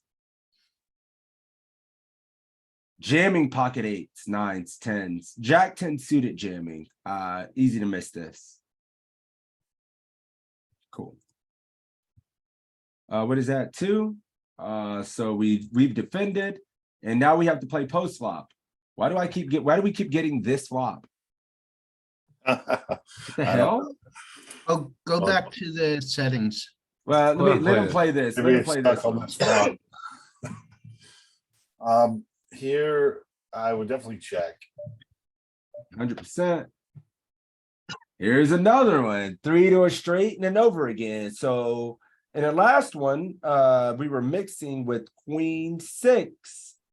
Is this king 3 another 3 to a straight and over we're going to use as a check raise? So these are good exercises. So I think this is pretty much, even though it's not the same situations before, it very closely mirrors it. So yeah, agreed. I think it's going to be, a raise most of the time or fold. I like check raise here too. What is different about this is the 3s under the board. Last time we had 2 overs to the board. We had 2 overs. And so let's see. Buzzer. Oh. These are the situations that we need to be aware of. This is a little bit tougher. So we could start raising more against the cutoff kind of thing, like, and not so much against the hijack, because I would have probably made a mistake and tried to check raise here. No, you just have the composition of your check raising range is just different than it's just too loose. We have so many other combos that we can actually check raise. Right. 9-7, 7-8, 8-9 with the backdoor flush draw, 9-10. All these 2 overs and a backdoor flush draw are mixing check raise, dude. Jack 10 with the backdoor flush. Like, we have so many options. We just don't need to pull from this. You at least want to have like some kind of backdoor flush draw, kind of 2 overs, backdoor flush draw, like not just like king high, ace high kind of. No. Ace high is And good. You queen got the six wheel. is just, Ace high, yeah. Ace two, Ace ace high. three is the wheel. Okay. I mean, you Yeah. have king set, you just have, I think the thing is here, we just have infinite number of better check raising options. Okay. True. That makes Like, look sense. at, Yeah. look at this. Like, we just That's a have good so many other better candidates than the one with the over, like Joey was making. So great Okay. point there, Joey, as well. Like, all the characteristics of the queen six that we were using before, 2 overs. Are we having? Well, these are just straight draws as well. So yeah, we just Yeah, the aces are wheel draws.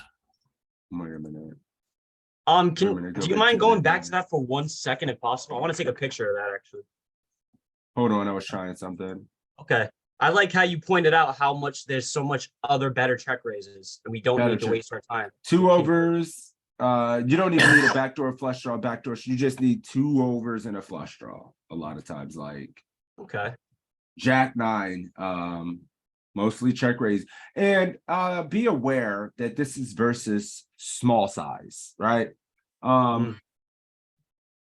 Villain Yes. goes bigger, it's gonna peak. Till, are you using this in the background? What are you doing? Sorry, I was. I'm out of it now. Cool. What happened here? Forgot we oh yeah, this is versus bigger sizing, and then this is our range. So it certainly cuts it down. We were at what, 22%? 33%? No, we were at Oh. 22% before. Okay. Whoops, that was check. This is their c-bet. This is versus small. We're Okay. at 30. Yeah, we're at 27%. Excuse me. And then when he ups the size, it does significantly decrease the amount we're check raising. And why is that? I mean, I just want to get an understanding. Well, Why- that's why- always, well, it's always the bet. The way we respond to bets. Obviously, our ranges are gonna condense versus bigger and bigger bets. We get to Is- do less and less check raising, and our hand needs to be better and better versus bigger bets. Is It's it because just a he's simple. is it like- because he's repping a stronger hand? How come? I just want to I think it's basically because when he bets larger, he's condensing his range some, so he's polarized to very strong hands and bluffs.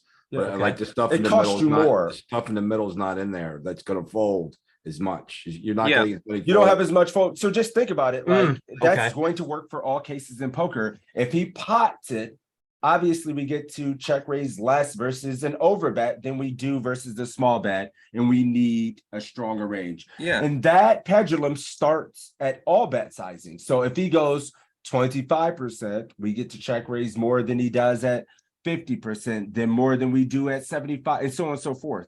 That's all You're also like getting a little bit of better odds. Like if he bets check raise. 80% of the pot, you're not going to check raise that, right? But you're getting really good odds. Like, look at when he bets this. small. I It's guess just- is the way out. No, it's yeah. Here you get to realize a lot more. They go quarter pot, and it doesn't even check raise as much here. It calls way more of that range, getting a better price. But versus 33%. The smaller bet brings in larger sizes too. So you actually had 30% raises, but you start bringing in some bigger sizes. Yeah, you got Yeah, 55% Whoa. pot 5. Yeah, so you even Holy go to shit. big size. Better more. price. Yeah. Oh no, you get to check. No, great point, Cap. We're at 29% when you include the bigger size. So yeah, you're check raising more and more. But this is good because I think, if he check raises if he c-bets large, dude, like you're at 9% now. I'm sorry. What You're about the using bigger? goods? What about the bigger size? I mean, it's that I. No, you don't. There's nothing to see versus the bigger size. You just check raise less and stronger hands. I don't want to spend too much time there. It's very simple. Thank you. Okay. Yeah, no problem. Yeah, I just want to make sure we're getting in and seeing more hands. Oh yeah, if I see another 5-5-4 flop, oh shit. No, you gotta change it in the options. Dude, why is it busted though? Like the. Oh board. my god. It was Well, gonna actually be I must have been working on that or something. I don't know. I must have. All right, well, now we're gonna Against see us more 5-4. Now we'll see the 5-5-4 board. If it comes out now, I'm gonna be pissed. Well, we got 5-4 now. Yeah. All right, keep it going. We got more, Mike. You got two more in you? Yeah, of course. Awesome, man. Let's see, what do we got going on here? You got a hijack open and you're in a big. Why do we keep getting I think hijacked? this is a all day flat. All day flat, 100%, no mix, no getting scared, just play the pokers. And this is the situation that we're going to see over and over again, stuff like this. And I want to see this. So you're not going to lead. No, absolutely. Hell no. And you get the gigantic sizing. Just like we talked about. Yep. Wow. Yeah, against this size, I just feel like we're not getting the odds to continue. I'd say against a smaller size, I'd definitely be continuing. But I think this size just tips it over to the realm of fold. Cool. This is very good to see. Folger, what are you doing? What did you just call on me? Yes. What are you doing? Wow, that was Mike. You made a great point. It really is a big size, and that might be the one factor to fold depending on the opponent. I kind of want to continue though. I kind of want to see one more. We have backdoor straights, we have backdoor flushes. We still could be ahead with the 4. Yeah, I kind of want to see one more.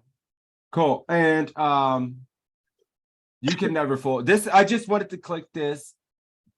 I didn't even, dude, we can't ever fold pairs. And it's scary. But this is all stuff like this is always going to meet MDF. Pairs, backdoor flush draw, backdoor straight draw. Like One caveat to that, you're gonna get the fold bottom pair versus under the gun one, when there's at least two, well, there's two broadways on the board for sure. You can fold Okay. pairs, but we're not on that spot. nope. Yeah, that's a good point too. Like, yeah, we're looking at every single pair. Let's look at our summary. Wait a minute, hands. Wait a minute, where's it at? So 2 pair. I hate how this is set up sometimes. Top pair, second pair, low pair. No, third Now pair. third pair. There it is. You're not really folding much, man. King 4 of clubs, because you can't, some of these better ones, you're gonna get reverse implied odds, right? When you hit a king, he's gonna have ace king. So without the backdoor flush draw for some of these, it becomes a little indifferent because of the reverse implied odds, and you don't have the backdoor equity with the clubs. But if you have the backdoor flush draw with a pair and anything, you just always need to call. Like pocket 6s and 5s are folding makes sense because those don't have as many outs as your 2 pair and trip and straight draw outs. 6-4 gets fold. That's kind of interesting. But yeah, we need to be in there with all these low pairs and things like that. Surprise 6 folds too. Yeah, that's interesting. Yep. And Yeah, that is- check raising range here. You only check raise your best ace X. Okay. Ace Jack is one of the best hands you call here. It has to go. It's time to go. We'll finish this handout. So you called because you said, fuck this guy. We're in there. And this is real life poker. You're never going to lead. Right. And this is how it always goes. This is every day of my life. I think definitely folding is probably good here, man. Yeah, it feels fucking terrible, man. Look at this. Wow, you still calling a lot. Holy shit. Holy Yeah. shit. Oh, a little bit surprised. I Yeah. like it. Well, you have a pair, I guess. I The- know, the I know. thing It's is- still, I know, it's still good. Because he's so I guess. polar, he's at the top of his value range, but he's also at the bottom of his bluff range. So your 4 is still ahead of a bunch of stuff. 7 deuce to 7-3. Still is. Look at this. Yeah, against Alan Unblocking everything else. against Tom Dwan, Alan Keating call all day. That 4 deuce. was gonna be 5-3 my just getting disgusting. Oh my god, I'm not this good at poker yet. my answer was gonna change to it's definitely very player dependent on this turn, I think.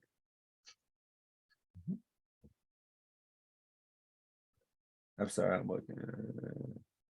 damn, you just decide to this is it with ace nine. It's not gonna get any better for me. Mm. Man, oh man. Whew, yeah, I need to spend a week on this spot. Shit. Yeah, I mean, Yeah, I mean, I fold this given every to you time in game. tough. I feel like I overfold this in game. It feels really bad. But I find like a lot of people in this spot are just nobody's really checking enough. Everybody double barrels, so it feels pretty gross. And we get wrecked. There it is. Yeah, see, it's a rainbow turn, so it doesn't improve your equity. And so when he knows that your range is kind of limited there and you don't pick up equity on the turn, it's going to be hard for you to continue against the double polarized bet. Yeah, it's really tough. Good spot. Yeah, but gotta find your calls. Gotta find your calls. Eat your Wheaties. All right, Mike. Let's make this the last one because I believe 5 total there, and then we'll call on someone else. How you feeling about this? You ripping, you raising, or you slow playing? I think I'm gonna be going for a raise. The 5 raising OPP with ace king O. Is everybody just Definitely raising don't like here? just flatting. So raise is the only option because we're not folding. I'm ripping this. Dude, I would only rip this in game. I see just 3-bet to 5, them call 6, 5, 7 flop. C-bet small fold, or check, whatever happened. He's raising. You got to. Oh, I didn't say what size, but you would have been right 5% of the time. I'm only ripping this. I did that dumb shit. You're right, I that's raised probably 23 effective. I raised instead of jammed and got like shit world trouble post flop. Yep, I've done that so many times. I've seen enough of it. I will make mistake jam rather than do that. Here you go. And for reference, ace 9 plus. I forget that we don't just jam every single ace, so sometimes I lose control of my body. Uncertain with these, but yep, ace 9 this stuff, all your pairs, value. This is good stuff right here. You know, I feel like I kind of shot from the hip there with the raise. Thinking about it, with the raise size you want to go to, you're pretty much pot committed. So then you pretty much just go all in. So that's probably how I would figure out an all in there if I would go all in. Oh yeah, you get yeah for sure. Like I mean, you're sitting there in game, and you're at that point. You're warm. You're in game. You know, you're flowing. You obviously you're probably gonna be like, I got 20. Let's do it, right? Because you go to 5 or 7 here, you're actually gonna be in a world of hurt. Get called by worse. Got him. Beautiful. Got him. Sweet. Let's go ahead and thank you, Mike. That was awesome, man. Great job. Hey, thanks for having me. I appreciate it. Oh no, thank you, man. That was really good. Great job. Thanks. Who do we have? Let's go with Jackson. Over aggressive fish. You out there? You knew it was coming eventually. Yo, yeah, just over here doing my one arm pull-ups, you know. One arm pull-ups. Fucking savage. Hey. All right, Is that code you know for the drill. masturbating?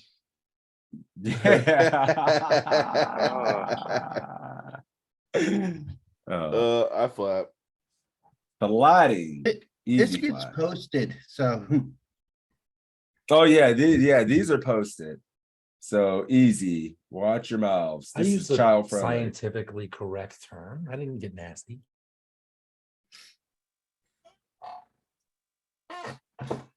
Where are these Wait a posted minute. to? They're always posted in the Discord for poker coaching. There's a study groups room, and there's always a post when this thing goes live, and then the replay is posted in there Nice, for sure. for all the groups, every group in there. Hold on 1 second. I want to get this I posted. saw you in the Brian Wilson podcast, number 19, whatever. That's pretty cool. Oh, that was a some long time background. ago. God, I was a Yeah. baby. I was a youngster then. Now I'm just old and jaded.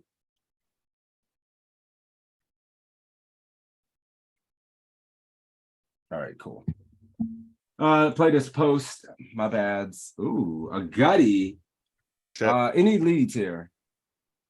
No, it's just 100. Not for me. I'm not. Maybe we should wait for other people. I don't know.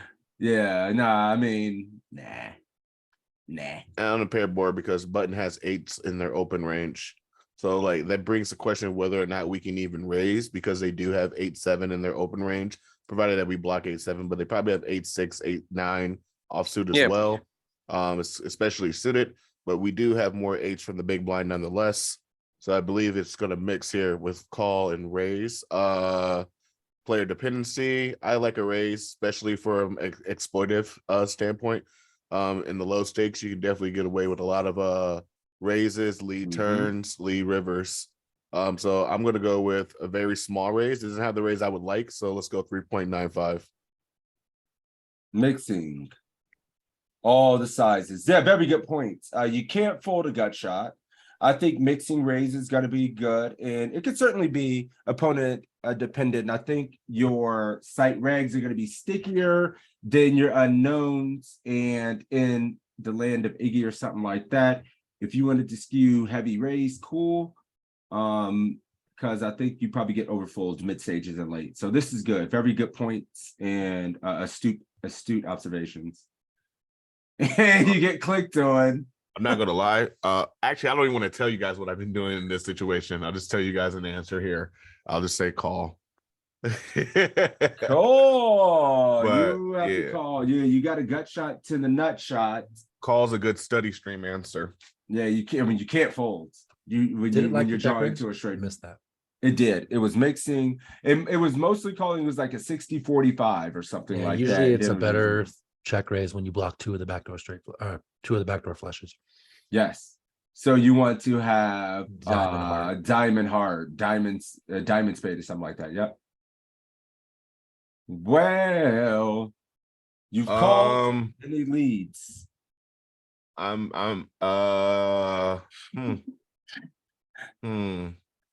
Interesting. I don't like check at all, to be honest, unless we're check jamming, which I don't like. I prefer a lead here. I'm just trying to decide my sizing on this. I don't 20% seems fair. 20% or jam. Where you called a check, you called his click. So you would jam into it? Oh, I don't think we ever lead. Ooh, well, that's Skate's opinion. Jackson's opinion is we lead. And he's a fucking genius. Ooh, that's why I'm playing low stakes. Yeah, that's why you don't want to say ever. It's a thing, right? We're gonna have way more 8x. Is he just fucking around? This is a crazy ass node, and you don't see this. I really hate a check here, provided it is the most EV on this screen. But I in my stakes, I certainly hate a check here.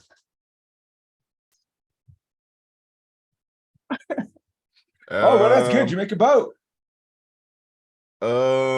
Either 3 or an all in, but I know with these stack depths being what 66%. I guess jam is fair, but we only get called by worse, whereas we can induce bluffs with a smaller raise. Is my only problem is like, what are we jamming for? They get a 4 to call. There's no 4s on the button. So I like a 3 or an all in, but I'm gonna go with 3 here. I would go 3 as well. I love a 3 in this spot. Because if you jam all in, you get called by the top port. You're just going to get called by whatever's going to. Yeah, but at this point, you can potentially get him to turn something into a bluff, and whatever range is you're going to call off with, which would be the same range you call you anyway, if that makes sense. So, but can you raise 3 and fold or bet 3? No, you don't want to. You're never folding. We're not betting 3 for folds. You're not betting 3 to fold. You're never folding. Just grief it. No, you don't. You're not griefing. You're inducing him to bluff. Yeah, you keep him wider by betting small. If you jam, you only get hero by an ace. Pairs, or you get hero by ace high, and then you get hero by a small portion of the range that might never call the all in. So you make a little value there. You get him to bluff. I like 3 better than all in if I was in this spot. So very, very well played.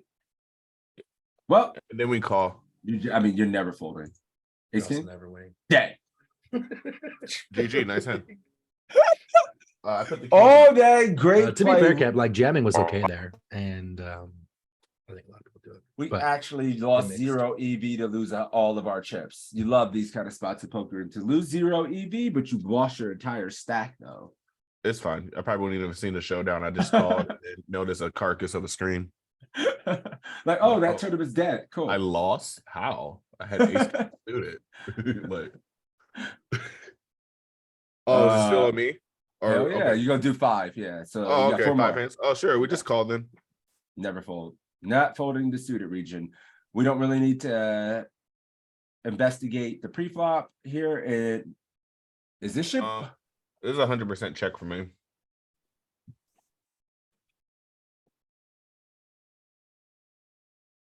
I mean, this is hijack instead of button. So he definitely has less 8s. So it's like I really don't want to raise and blow him off, I guess, in this instance. But I do like a cheeky re-raise. Me personally in game, I go 2.5. That's not available here. 3.3, 3.8 seems chunky, but probably good in theory at 30 effective. Let's go with a call to keep in our 5-6, 5-7, 7-6, etc. I would do this in game. Yeah, I would do that. I'd be at like 3-2. Yeah. I said so you call. want to go and call?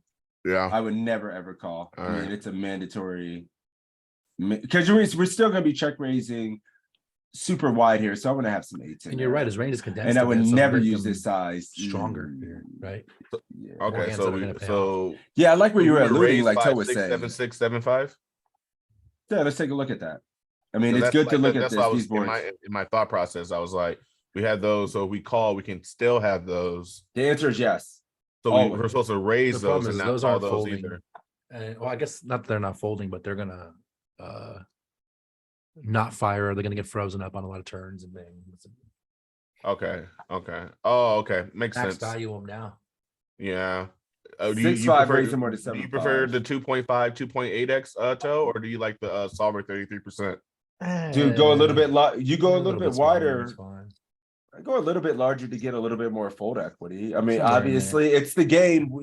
Everybody forgets we're playing the game of the bet sizes are going to get people like better odds to just float you super wide. Unless your turn game is super clean, like you're still going to need to check some turns, and they're going to come really bad for you. And you want a little bit more fold equity, and you're going to want to build the pot when you have it a little bit more. I don't know.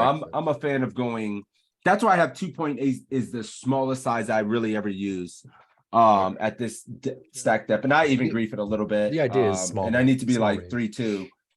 Like Affleck, I think I did a session with him a while ago, and still going a little bit bigger. He just says he goes like, if he doesn't know, he just like 3x, something like that, I believe. Oh. Okay. But yeah, which the size you're suggesting is like 2.3x, 2.4x, and I think that's a hair small. Let's go back to your hand. So you've called, which is no, we Your can't hand play just it like works now. that. All right, we'll go 3.8 since I could have went 2.5. You did. Yep. All right. So on this one, I'm definitely leading out. Question is how much. He doesn't have 5-7 from hijack, I don't believe. I mean, he could, but There's only one thing you really need to be thinking about. Yeah, sizing. I'm probably gonna go 33%.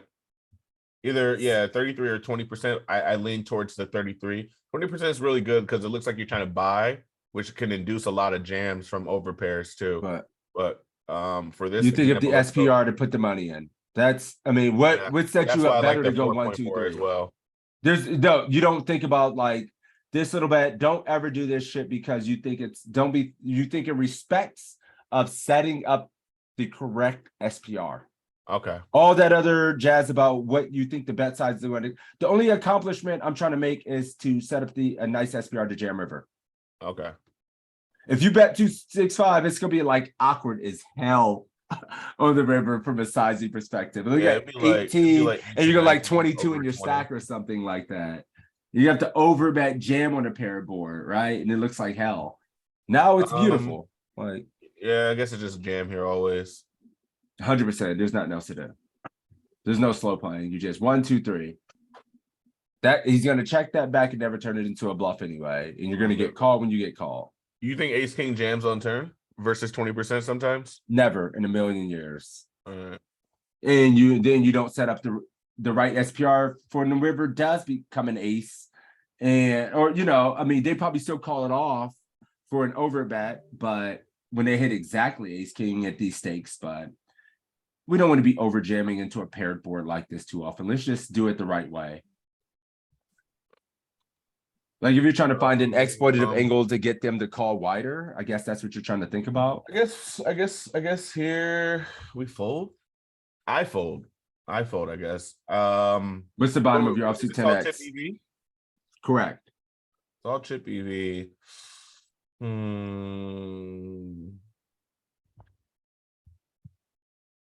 Go ahead and fold it.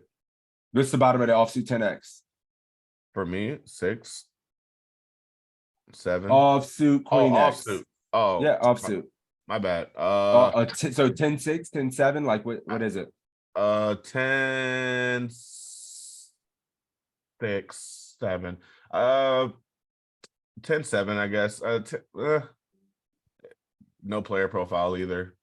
But Oh, I didn't mean to click call mid hit fold, sorry. Let's we can look. take a look at it and see what it's supposed to be. 10-6. I was yeah, you had it. All right. Mike was saying Only because it has earlier, straights, all but this stuff, it's a very sloppy straight, but a straight. No, I mean, yeah, this shit's in there. Jack 4 is in there. Earlier, yeah, somebody was saying with the offsuit stuff like this, but yeah, this is in there now. Queen deuce, king deuce. That is hand 3. No, this doesn't count. This dog shit. You got to play a flop. That's just sure. Ooh. I guess raise to 9. Yep. There is no all in, no shook, scared shit all in with this one. Ace queen's the all in, correct? Ace queen and eights. Yeah. Ace queen's the all in. Ace jack's the all in. Interesting. These are all ins. Yep. I know that much. Excuse me. Good to know at 40. Yeah, at 40, you just button open, you rip ace queen, ace jack. I've been having a lot of fun ripping 6, 30. 7, 8, 9. Actually, no, 9s don't rip. 9s are ace. It said 8s on the chart. Yeah, 8s. I was just thinking of the lower ones. We're Probably good. still ripping 9s anyway, but The solver ain't never folding to you. Nope, never easy. I think Give him all hell, options on the solver. table. No, I don't like a check. Actually, check makes the whole hand terrible. I think here, like, yeah, I was like, and for what I've learned, out of position doesn't have any small bets actually, as far as post flop. So I guess that eliminates 10% and 25%. So let's just go 9.5. Who taught you that? Where did you learn that? So I would can make sure to really not like to say. Like, it's just something I've heard like through all the videos I've been watching. I watch videos all day. Run. Say what? Run. Stop watching those videos immediately. Okay. It ain't from here. That shit ain't from here. Oh no! Stop it wasn't watching from what you're God's watching. Big Toe or Crazy Sixes for sure. No, it's not. No, it's not from poker coaching. It's not from poker coaching. Well, whatever it is, stop wasting your time. You're a friend of mine. They tell you no small bets out of position. I mean, they didn't say no. It was like a very specific situation. It was like Respect, someone right? that did some data analysis, did like, what do you call it, database analysis or something on population. And it said like when given the option, like when you set up a solver a certain way, it really hates when it C bets out of position small because it preferred not to do that. But I'm not sure if it went down to like 33 but I didn't think it would go down to a quarter. But definitely 2 out the window. Like you can't. No, go 10%. definitely. I think these sizes print. Okay. So anybody else always just go big from out of position, no matter what the size is. No. I'm a little I surprised. can it get went away that with big it on this if I have board like a there. tag on someone that overfolds, then yeah, sure. But like from like a fear from like I guess like versus a strong opponent, maybe they were saying this was definitely over 21 days ago that I heard it for sure. But So if this was like Jack 10-6, I honestly think you just jam flop. Jack 10-6. Yep. Yeah, You maybe. could jam it 1.5x. I think so. There's some of that. There is See, some. this board is beautiful, like a paired board where he only has a couple 10Xs in Well- range. You know, this is a beautiful board for ace king, actually. Well, your argument can be valid to some extent at some stack depths, but as we get shallower, you certainly are going to have some smaller C bets, and I think they are very, very profitable and you're printing a lot more EV than big bets in some of these situations. Unless the way they ran it is just you're going to be big one and done. Maybe population overfold significantly more. Maybe if you're splitting your range and using a small size, sometimes with fucking super good hands, which you want action, but to always go big seems like a mistake to me. But what do I know about the game? If I had to say what Michael Adamo's doing, he's fucking going 2 every time. There you go, small. Yep, every time. Beautiful. What are you doing here? It probably does print because population will probably just overfold. Yeah, it probably does. Even if they don't overfold. They probably don't call what they're supposed to call given that price. Yeah, they overfold huge. All right, so what are you doing here? Here, check or jam. Which? Let's go jam. My God, I suck at this. So I wonder if it changed. If we had a spade, I wonder if it would still jam. Yeah, no, that's what I was wondering. Suck at this.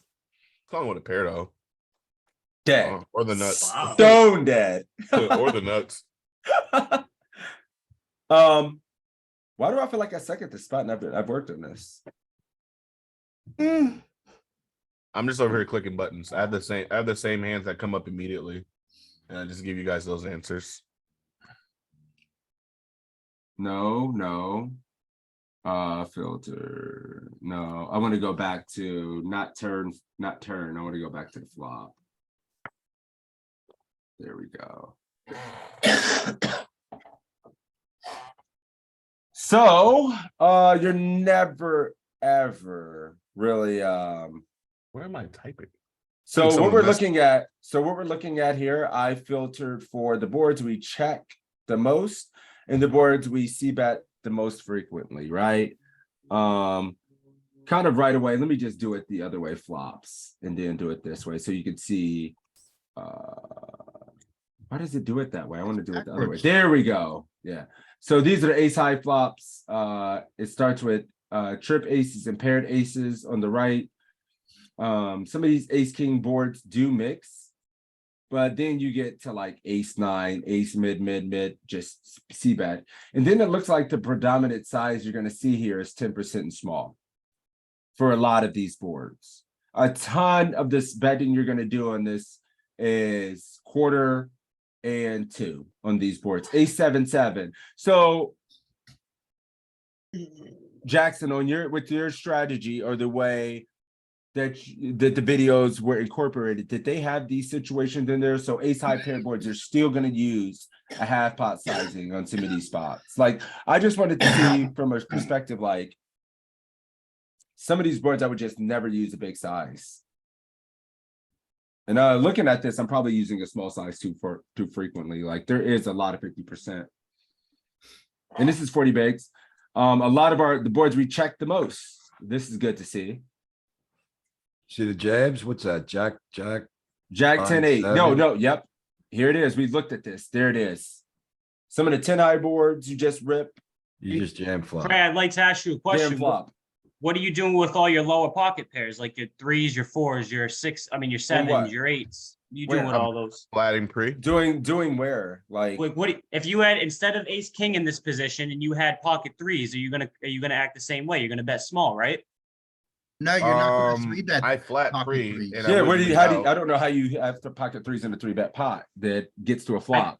I think a lot of the time when you're in this position, you have lower pocket pairs. You can go small. No, you don't.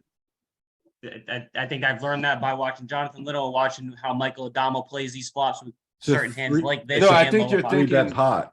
This is the 3-bet pot from the big blind. We're not 3-betting, not all in. We're not going to be in some hellacious spot playing pocket 2s, 3s, 4s from the big blind where we've 3-bet. There's zero. I'm not putting myself in that. I'm not going to put myself in a spot where I'm going to 3-bet and get caught and be in hell. pre-flop with So this what do you shit. do with your jacks, nines, tens, queens, and kings in here then? And Those your are high aces? pocket pairs. Those are going to be easy to play depending on the board types. You said small pocket pairs, where Well- I'm never going to be in this spot with threes, Well, fours. so what are we doing with those nines and tens and jacks instead of ace king Nines here? plus- What we Bet. do with that? Similar to the Bet. Similar to the that. Yeah, the best strategies. So you are going Mix to between continue betting half. small, correct? I wouldn't go small with No, nines. no. I mean, no. Nines, Some of these hands, I'm just going to use. I go small with 50 to 30. aces. Jacks or a hand I'm not going quarter pot with. Jacks need the most protection. Like if I'm going quarter pot, I have aces or kings. Yeah, I'm using small. I'm using small with a handful of hands. Maybe king queen would be a good candidate. And the thing is, you guys are trying to like find a bet size, a one size fits all, an easy solution. As you can see, when we're studying, you have different hand classes that want to do different bet sizes. You're gonna have a pocket pair right over the board that you're always going to want to use a bigger size with a lot of times that needs a lot of protection. Then around that, you're going to have different bet sizes. You're going to have hands that don't need a lot of protection that you could just go small with. If you have a 10 here, you go small, not 50%. We have to be poker players and just mix up this shit a little bit. Jack's kind of scary, go big. I can get the most value, right? Queens, go bigger. I hope that answered that for you, Fogger. He probably muted me like, man, shut your ass up. Dang, man. Jesus. I'm trying to help you. I love you. Let's go. Call. Call. Check. Yeah, thanks, brother. I just had a little accident. I gotta mute myself. Thanks. Oh, it's all good. I check here. Yep. We're supposed to call in theory. I know that. Well, I don't know that much. That's just what I've been hearing. We're supposed to be doing a lot of calling in situations that this feels familiar and what people be talking about when I'm like half paying attention. So I'm gonna go with the call here. This meets MDF, you think? Anybody else calling here? Not this hand. Backdoor flush, right? I mean, it just feels like from all the hands we are dealt here, you have because we don't have the suit. ace, we have ace high, we have the backdoor flush draw, we have king six, king seven, all the fives, all the fours, 7, 8, like it just feels like we have a zillion other hands we can get in here with. And one thing I struggle with in this spot is some of my ace highs and distinguishing what to. So yeah, I'm a fish. obviously I without think ace. I would have thought ace-6. I would have called all those. I would have called all those. Cap, I don't, but then I always question, like, am I being a nit bitch? Because sometimes I'll fold these and then I flick one, and if they check the turn, but yeah, you don't pick up enough equity. Like A6, A7, bro, I feel you. Like we have 3 doors straight and over. And with 2 of the suits, right? Like, Yeah, I don't. know it's Gotta fold them. yeah. You have all this other shit like 7, 8, 8, 6, the gut shots, top pair. So we have a lot of other options. So Jackson, too loose, son. Too loose.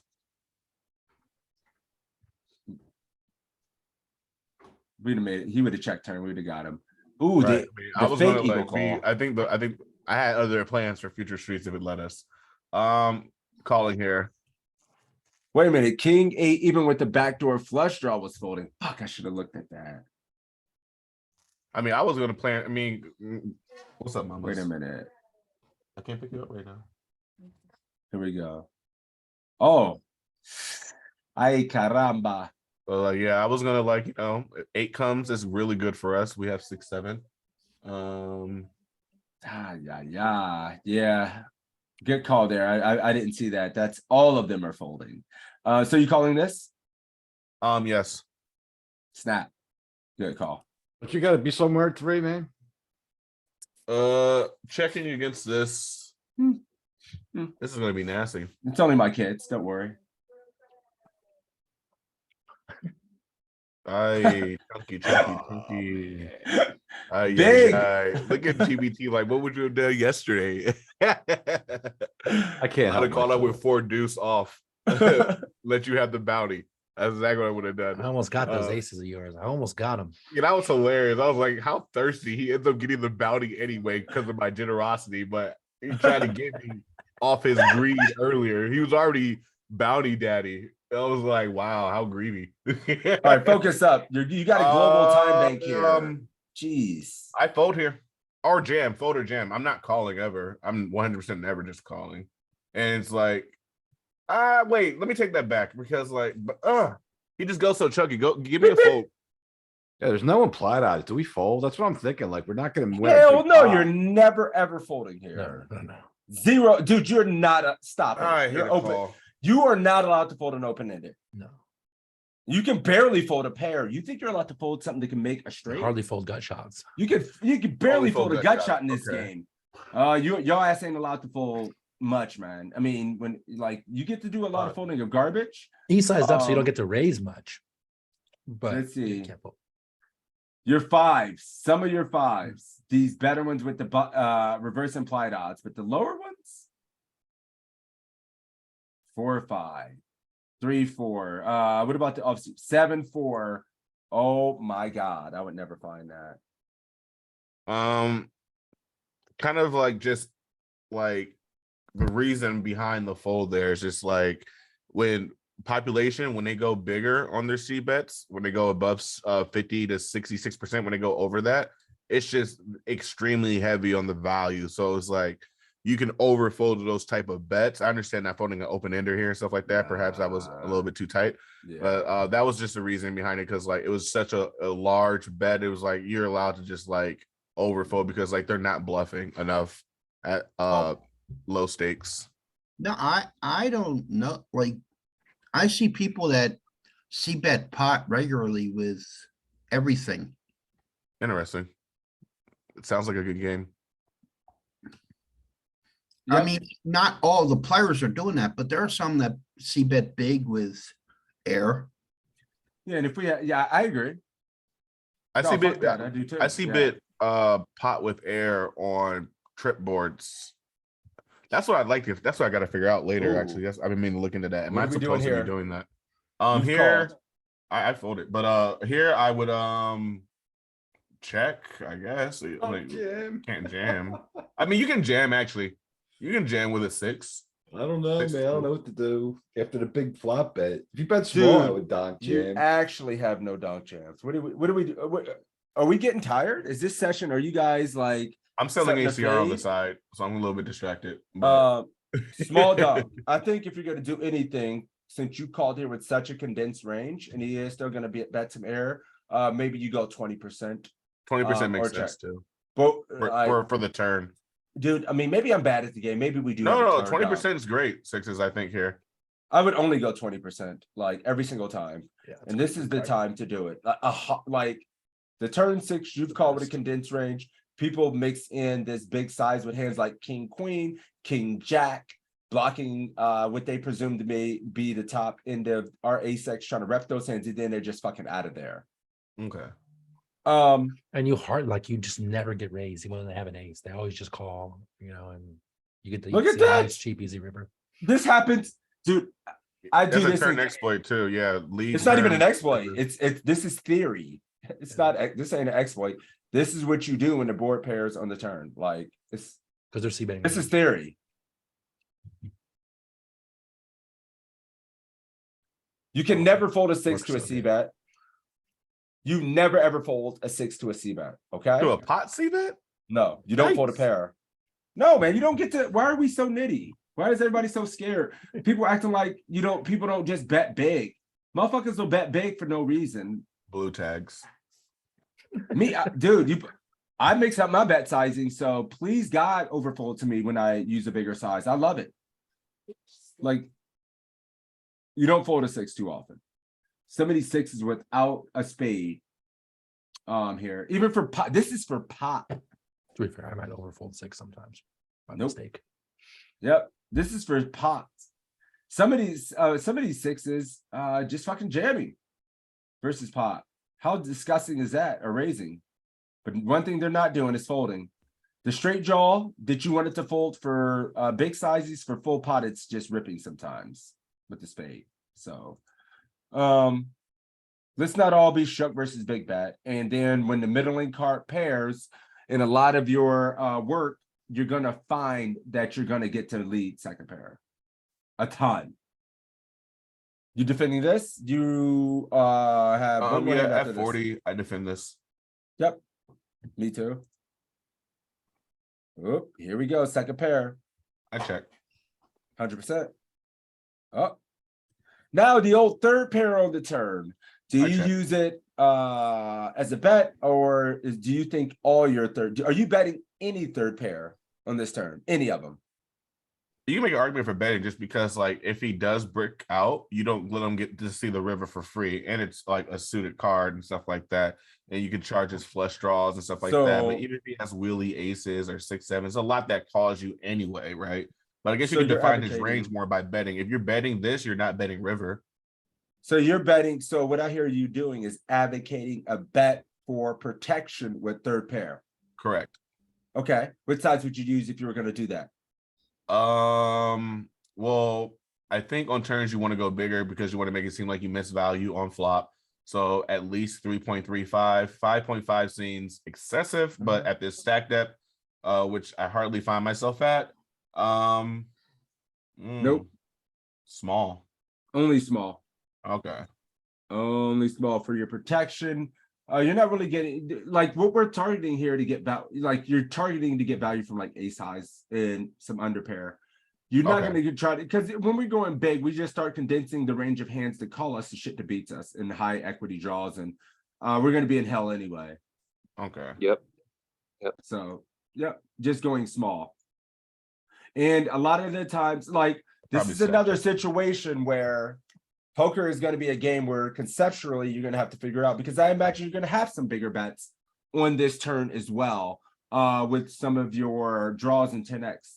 And these turn spots, when they check it, are very good. So you do have some very polar bets as well, when you want to be polar. 200% pot is the thing.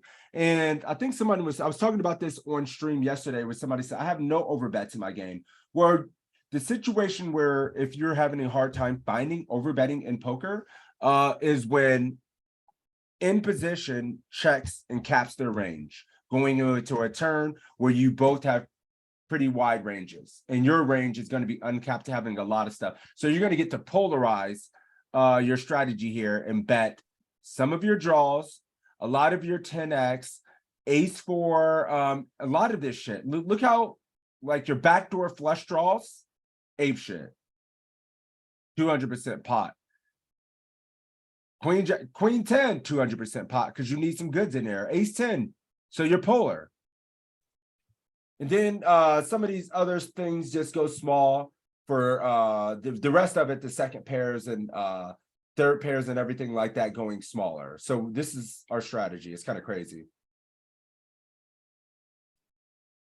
Go back to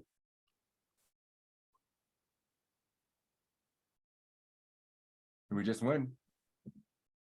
Deny equity versus two high cards that could get there and take it down. But yeah, I mean, one day looking at turn out of position versus check, and really working on that portion of your game.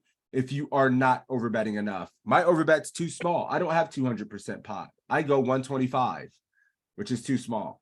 I go about 150. Yeah, I only have 125, and I forget that. Damn, you got to go 2x pot. Like, I love shit. 2x situations. I like. I'm often in a 1.5 on the river is where I get my 1.5s from, because I'm also that's the stack to pot ratio, and it's like, well, I'm not winning this any other way. But with that being said, I do think I actually have to go get the kiddos here in a few minutes. I did want to make up for starting a little bit later today, so I appreciate you guys being a little patient with me until today. We started later, thank you. But does anybody have any final thoughts, questions, anything like that before we wrap it up? I have a few minutes, so it's not like if you have something, you got like, oh, he's got to go. So, Oh no, I am all set myself. Great session. I know I got here late. I had a doctor's appointment. I had a bunch of stuff to do, but then yeah. Good, man. I'm surprised. We That's the only appreciate reason I'm having up you, this man. early anyways, because I had a doctor's appointment. Right. Oh, Thanks Thanks a lot for having me. It was great. Hey, Mike, thanks for joining us, man. We do this every week for the tournament side on Thursdays. And then we have a Tuesday cash game study group if you do mix in with cash. Format's Absolutely, I a little love bit cash. different. Yeah, me too, man. Well, I love studying cash. I study 4 or 5 hours a week of cash and don't play it. Wow. So- I play a lot of cash. I never study cash. Oh, yeah, you need to come to the group. And The I fun thing- run so bad in live tournaments. It's incredible. Yeah, live tournaments are definitely the tournaments. structures, your one tabling, but yeah, man, we do this 2 times a week and we have a study group, study stream every Saturday. So if you ever have any questions, the community here in poker coaching is like the best in the industry, in my opinion, and everybody's very kind and helpful. So don't feel like, always feel free to jump in if you need anything or have any questions. Awesome. Thanks a lot. No problem. Anyone else have any other questions, final thoughts on anything we saw today? I think we could spend all kind of time looking at big blind, big blind's a spot we're in a lot, so it's kind of tough. Yeah, go ahead, Seth. I would say sometime my weakest spot is the small blind. Yeah, we I'm got hard small time blind with the too. small blind. I 3-bet too much, and I'm a bit too mixed up on the small blind. Yeah, man, we could spend some time because we get dealt in the small blind and there's all kinds of EV being lost there. So we can spend some time working on a small blind. I think that's a good suggestion and something I'll take into consideration for sure. But Yeah. Thank you, gentlemen. no, thank you Thank you. guys. Appreciate you guys. Be with you all. Absolutely. And if you guys have any suggestions, questions, anything like that, we're an open group. A lot of you guys, I consider you like friends. So feel free to let me know anything we can do to improve. Aflac did commit to getting in here when he got back from the Bahamas. So I'm gonna stay on his ass about getting in here. And then we will make sure to give enough of a heads up to the community. So we have that going for us. So Aflac here in the next few weeks, whenever he's back from the Bahamas. So that'll be Can you give us a hint as to who's going to be your guest star for the cash study group? I'm still working on that, man. People see everybody has such cool lives where they do nothing but travel and they're busy and they're playing this game and doing all that stuff. So still coordinating that, but it should be fun, man. Even Crazy Sixes gets big timed. Oh, come on. You know how many people I reach out to and That's on a strong weekly yes. basis sometimes. Yes, I get big timed all the time. But I'm not scared to ask, so it's okay. But yeah, I'm still hoping we can make that happen. But Yeah, that works. Sounds good, man. But we'll have if you guys need anything, let us know. If you guys do enjoy these always, or if you feel like it's helping your game, let the PC crew, let Uncle JL and these guys know that you guys enjoy these. It helps us a lot. And I look forward to studying with you guys. Good luck and take care, guys. For sure. See you guys Peace. Saturday. Later. See you Saturday. Peace Take out, care. guys. Take it easy. Yeah.